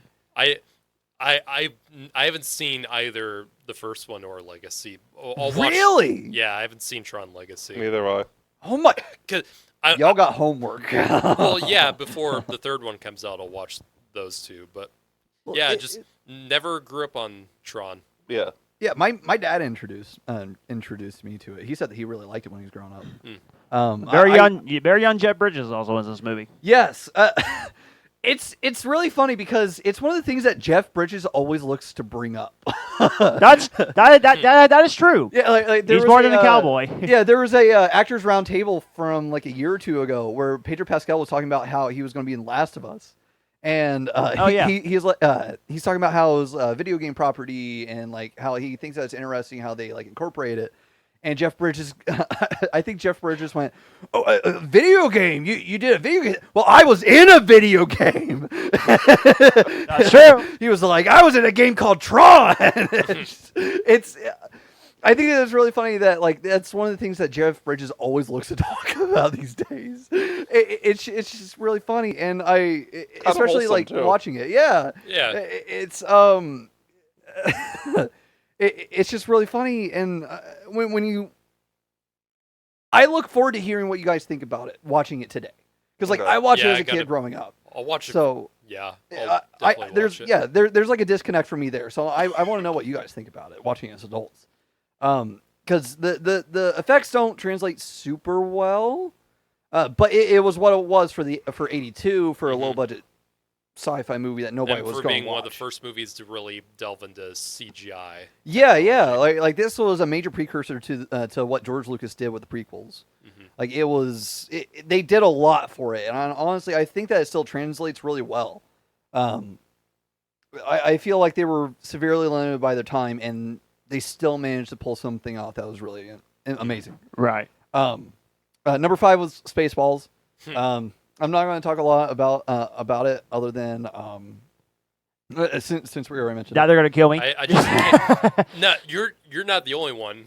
Yeah, y'all don't get off after this fucking Both of us episode. are gonna get killed. Shit's keeping up. Y'all are watching it this week. If I had to fucking watch Alien this month, y'all had to watch fucking Spaceballs. Screw y'all. What the hell am I looking at? It really is just a lot of people go like, well, you can't make this movie today. Blazing They Saddles, say that Saddles about being they one of say the that about biggest examples. every Comedy. comedy movie back then. Like They do. There's nothing in Spaceballs that's that offensive Yeah. compared to Blazing Saddles. But I'm Come not on. even talking about like when I say that, I mean it in a different way, because a lot of people talk about like the content of the jokes. They don't talk about the jokes themselves. You were right on the fucking money what you were talking about, Garrett. The fact that they don't write movies the same fucking way. No, that's We just could never get something so like what stupid. Spaceballs was today. I haven't Not even seen- when they do Spaceballs. I haven't seen anyone talk about that in regards to Spaceballs, but like No. if I do and I'm that makes me mad. Like Jesus Christ. Like like content of the jokes. They're fucking jokes. Guys, come on. Well, it is fucking stupid when people make those like kind of comments.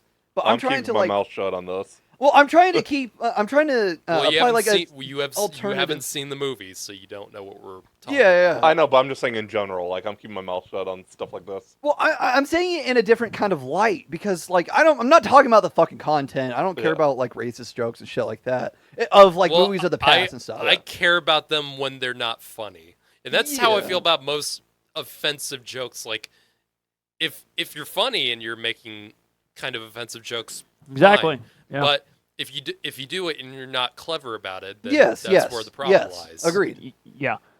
George Carlin, said something about that. Like, if you make clever offensive jokes, that's fine. But like, comedy doesn't really work unless it's offending on some level. But Yeah. Here's what's weird about Spaceballs, and this is where you're probably gonna get mad at this. I was watching. Coming for the person who hasn't seen it. Oh no, it's not that. I watched 31 and 31 when they did Night of Comedy. There were a couple YouTubers that had it very low on the list at like 29 out of 31. And I thought to Of, myself, like, Spaceballs being this low of Night of Comedy, which means they didn't care for that Was much. it like top 100? Was it top 50? top 31. top 30 comedies. Top 31 comedy, like Night of Comedy. Comedies of like, all time? Yeah. Well- and they had 29 on the list, and I was thinking, but why though? I probably would like this movie. So that's weird. Of all time, I could see it being close Sure, to 29. there's there's a lot of comedies I like more than this, but like I've always loved this movie. Yeah, it's got a just lot do. of charm to it. I've grown up on it. Yeah. so I really want to see It's a Mad Men World.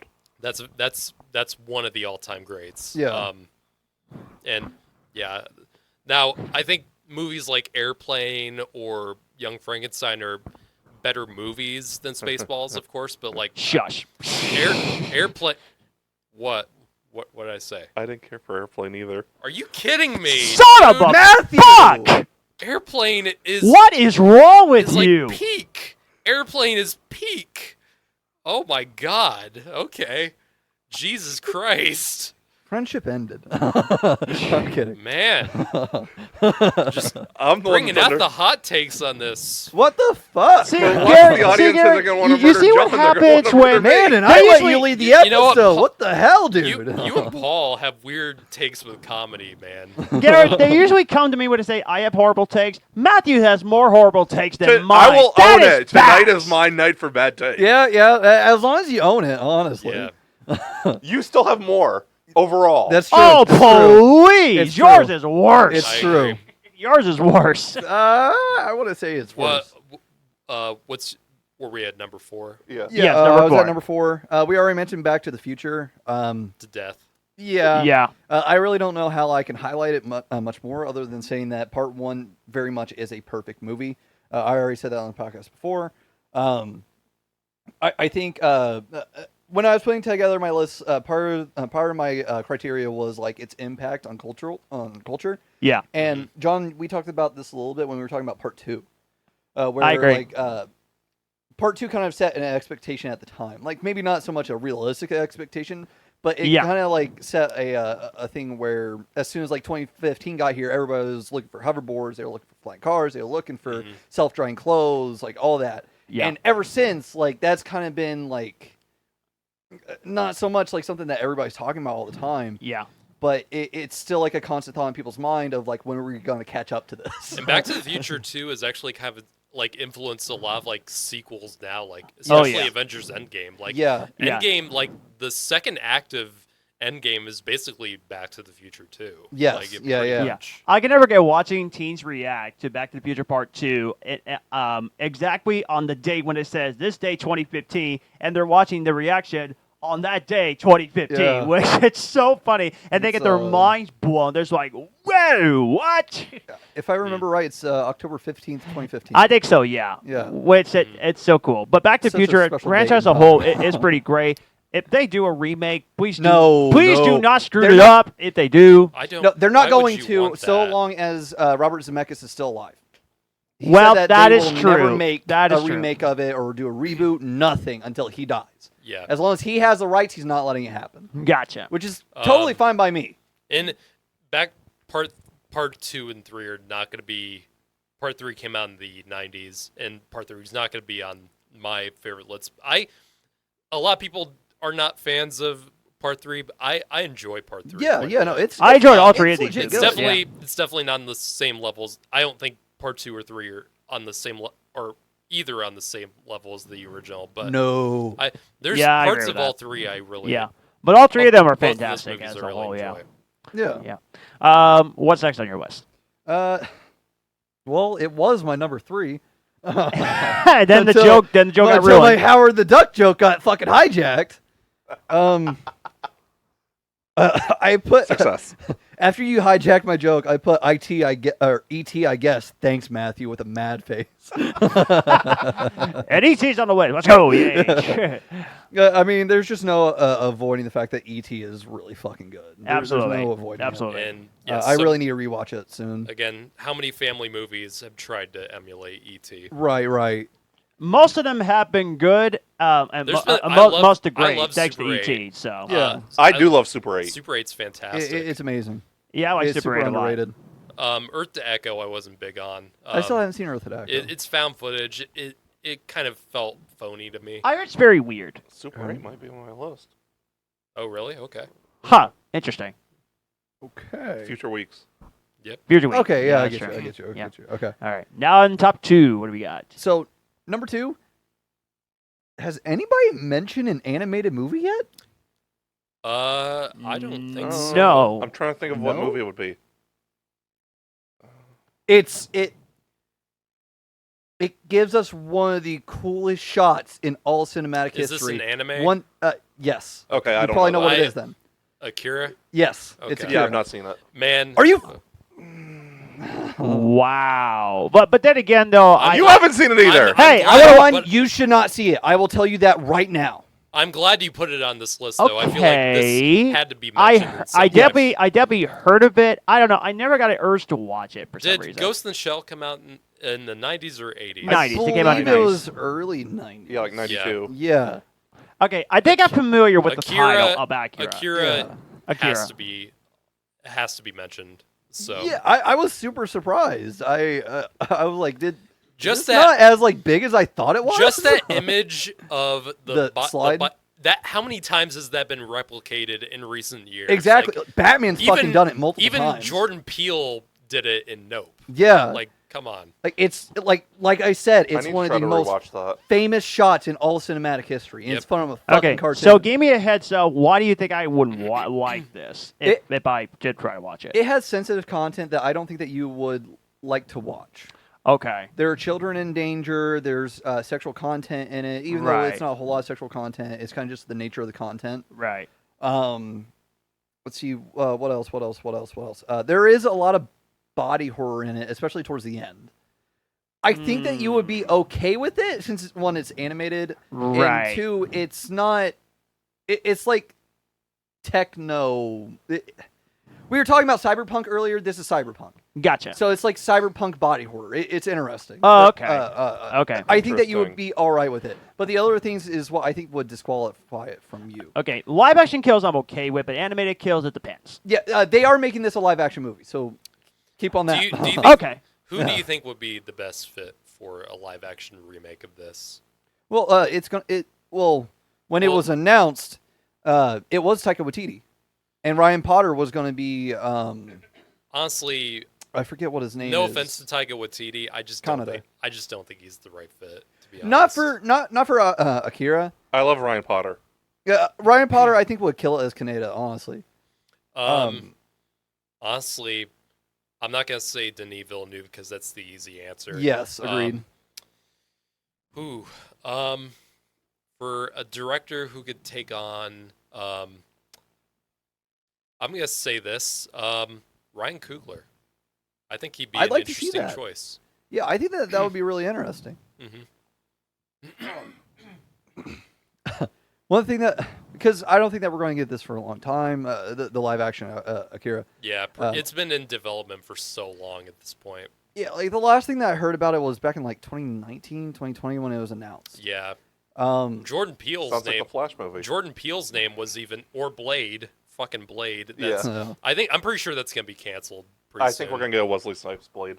yeah, I could see that. I don't think that's the See, right. as don't I think it's the right called it, direction, I but I called can that see in it. the Deadpool Wolverine review. I called it. Yeah. Well, I mean, it's not official, so you haven't fully called it yet. No. Okay, Yeah. but I hope they do. But it's been rumored this week, like that Yeah. Yeah. and the Armor Wars. But that's Yeah. a Canceled. conversation for another time. Yes, yes.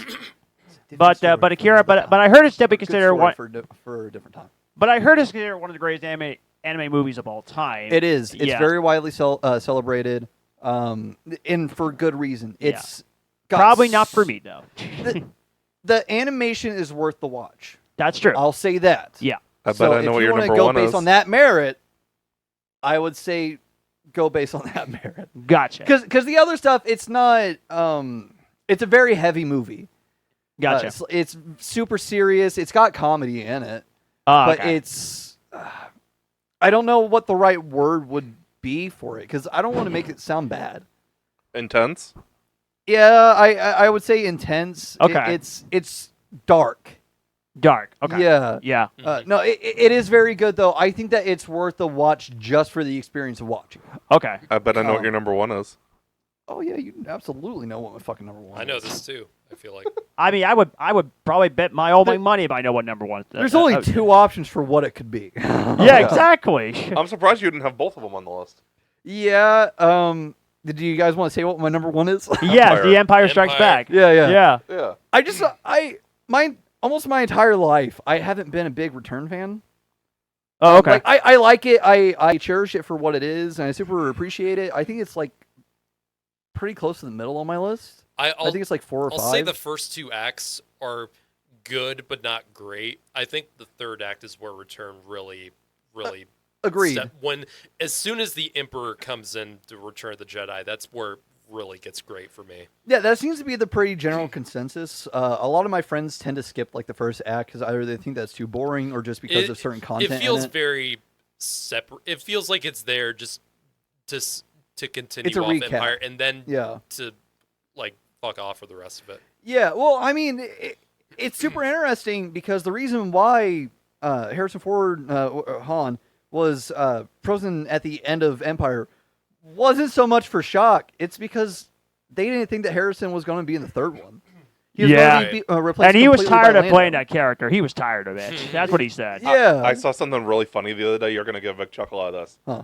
It's a proof why everything is better with Freebird, and they put Freebird over the Death Star battle. Yes! Yes! Like the part where they blow it up. Yeah! As they're blowing the ship up, it's still. Give me that. Can someone put Freebird over the climax of Endgame? Like, oh my god, that'd be the greatest. I'd be thing. on board with that. Yeah. I want to riff on the Death Star battle one with the battle over Scarif in Rogue One, especially with like the spiral towards the Star Whoa, Destroyer yeah. overhead. Oh, it's so good. Mhm. Or no. I mean the hammerhead crashing into it. Yeah. That's what I meant. No, I need to find that. That's so good. For all the reasons that we talked about earlier with Endgame, its cultural impact, Yes. what it did for cinema. Yes. It's also, in my opinion, from that era of film, it's the one that has maintained its look the best. Like, it's aged visually super well. Absolutely. Yeah, Empire, like watching it on 4K and like a really good TV. Yeah. It looks like a movie that could have came out today. Yeah, honestly. Absolutely. Well, I looked up what the camera was. I forget what it's called, but it was like one of the big, like, if you got that camera, it meant fucking business. Mhm. Like it was super expensive to rent. You couldn't buy it. That's the reason why in Return of the Three, Return of the Three, Return of the Jedi. What was that? That's why Return of the Jedi has a visual downgrade. It's Yeah. because they had to switch cameras. It's just the reason why Empire's held up so well. Not to mention all the tricks that they managed to play. The set design was still super good. Yep. I think one of the things that is really amazing, and it's something that I didn't know about because I've never watched the. No, that's a lie. I've seen the despecialized editions, like pre-Lucas cuts, once in my life, and that was when I was like 4 or 5. So I barely remember. I had the VHSs, and that's the last time I saw them. Yeah. I had the VHSs when I grew up too, but once we got the Lucas cuts and the prequels were coming out, we kind of switched over to the DVDs. So I just only really need the special editions from there on. There are bootlegs out there. Sure, Yeah, but like, There's it's hard to 4K say. bootlegs. Are there 4K bootlegs? I believe I'm so. sure. Yeah. oh, I'm sure. Totally do not send them to me. Totally do not send them to me. 1000% Yeah, do not I send have them the to me. I have the original trilogy on VHS tape that were not special editions. They like the OG Star Wars the original, movies. like before Star Wars, before New Hope was New Hope. I don't even Like- have all of them on Blu-ray yet. I have DVDs for a lot of them. Yeah. Yeah. I really need to upgrade my collection. The only wanted ones to I get the have on Target covers. Blu-ray are, I have The newer ones. yeah, Rogue One, Force Awakens, Mm. and then I have the 4K Blu-ray combos of 8 and 9 Okay, because they were yeah. Disney movie rewards that I got for free. Oh, that's. Damn, I'm really bummed out that I Yeah. never did anything with Which I before. found out that I could actually play 4K disc on my PlayStation 5. Which I thought, Yeah, cool, yeah. cool, I can do that. But yeah, I really want to get the original trilogy and Revenge of the Sith on Blu-ray. Yes. So there you go. That's our list. Well, I mean, I wasn't done talking about Empire, but okay. I mean, you can if you like. I mean, you can keep going. It's whatever. If you let him go off, he's gonna go all Yeah, night. that's the reason why I'm trying to hold myself back. Empire's my second favorite, I believe. Yeah. Yeah, it's my second favorite, and My third. It's held up so well. The only part about it that hasn't held up is the Vader hologram on Veers' AT-AT on Hoth. Yeah. Compared to how Leia looked in New Hope, it really is a major downgrade. Interesting. Okay. Like we get multiple. There's multiple holograms in Empire. One of them being the new version of Palpatine, Yeah. like after Ian McDiarmid was cast. It's so weird that when Lucas was touching everything up, that he didn't touch up that hologram. Like, it's just like an off comment that I wanted to make about Empire. Wait, that you said Vader's hologram. Do you mean the Emperor's? no, hologram? Vader's. Oh, okay. Because he touched on Palpatine's. Palpatine looks the same way that he does in Revenge of the Sith, obviously. But like in Lucas cut, he touched on that hologram, but he didn't touch on the one in Veers' AT-AT.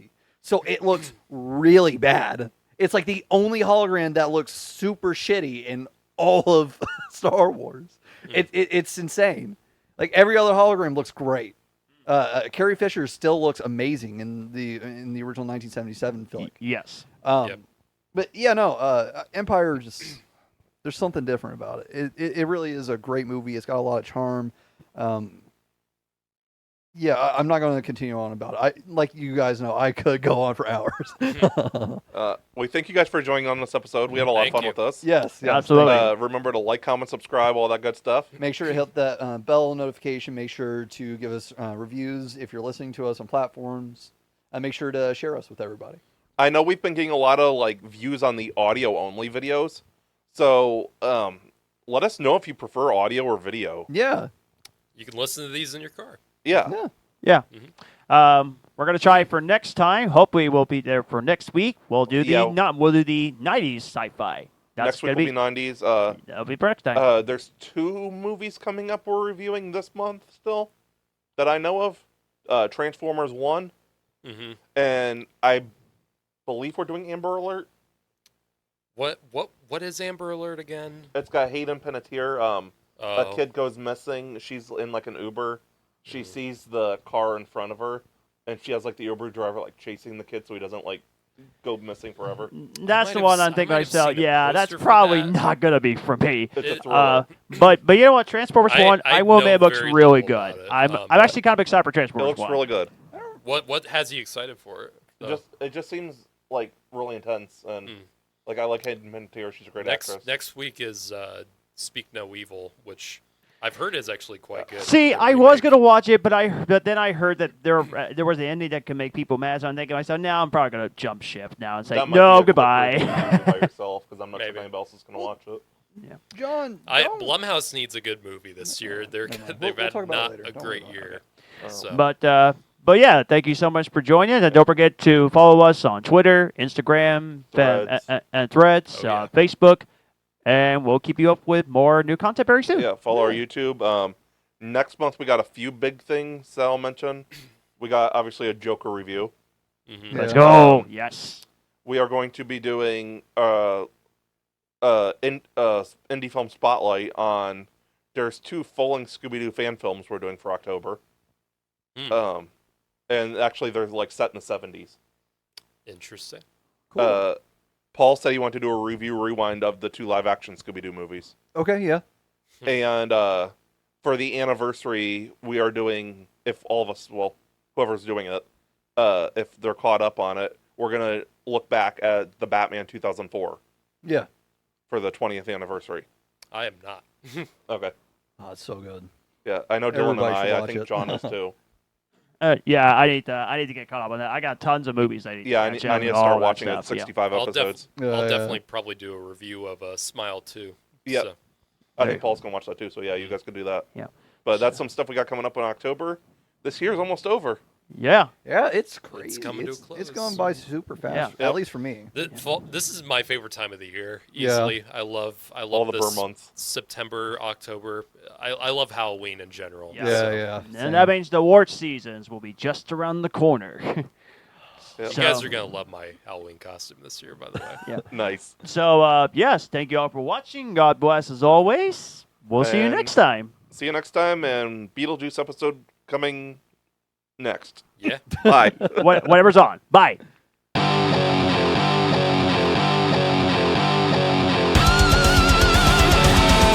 We have been the Cinema Asylum Podcast. You guys were awesome.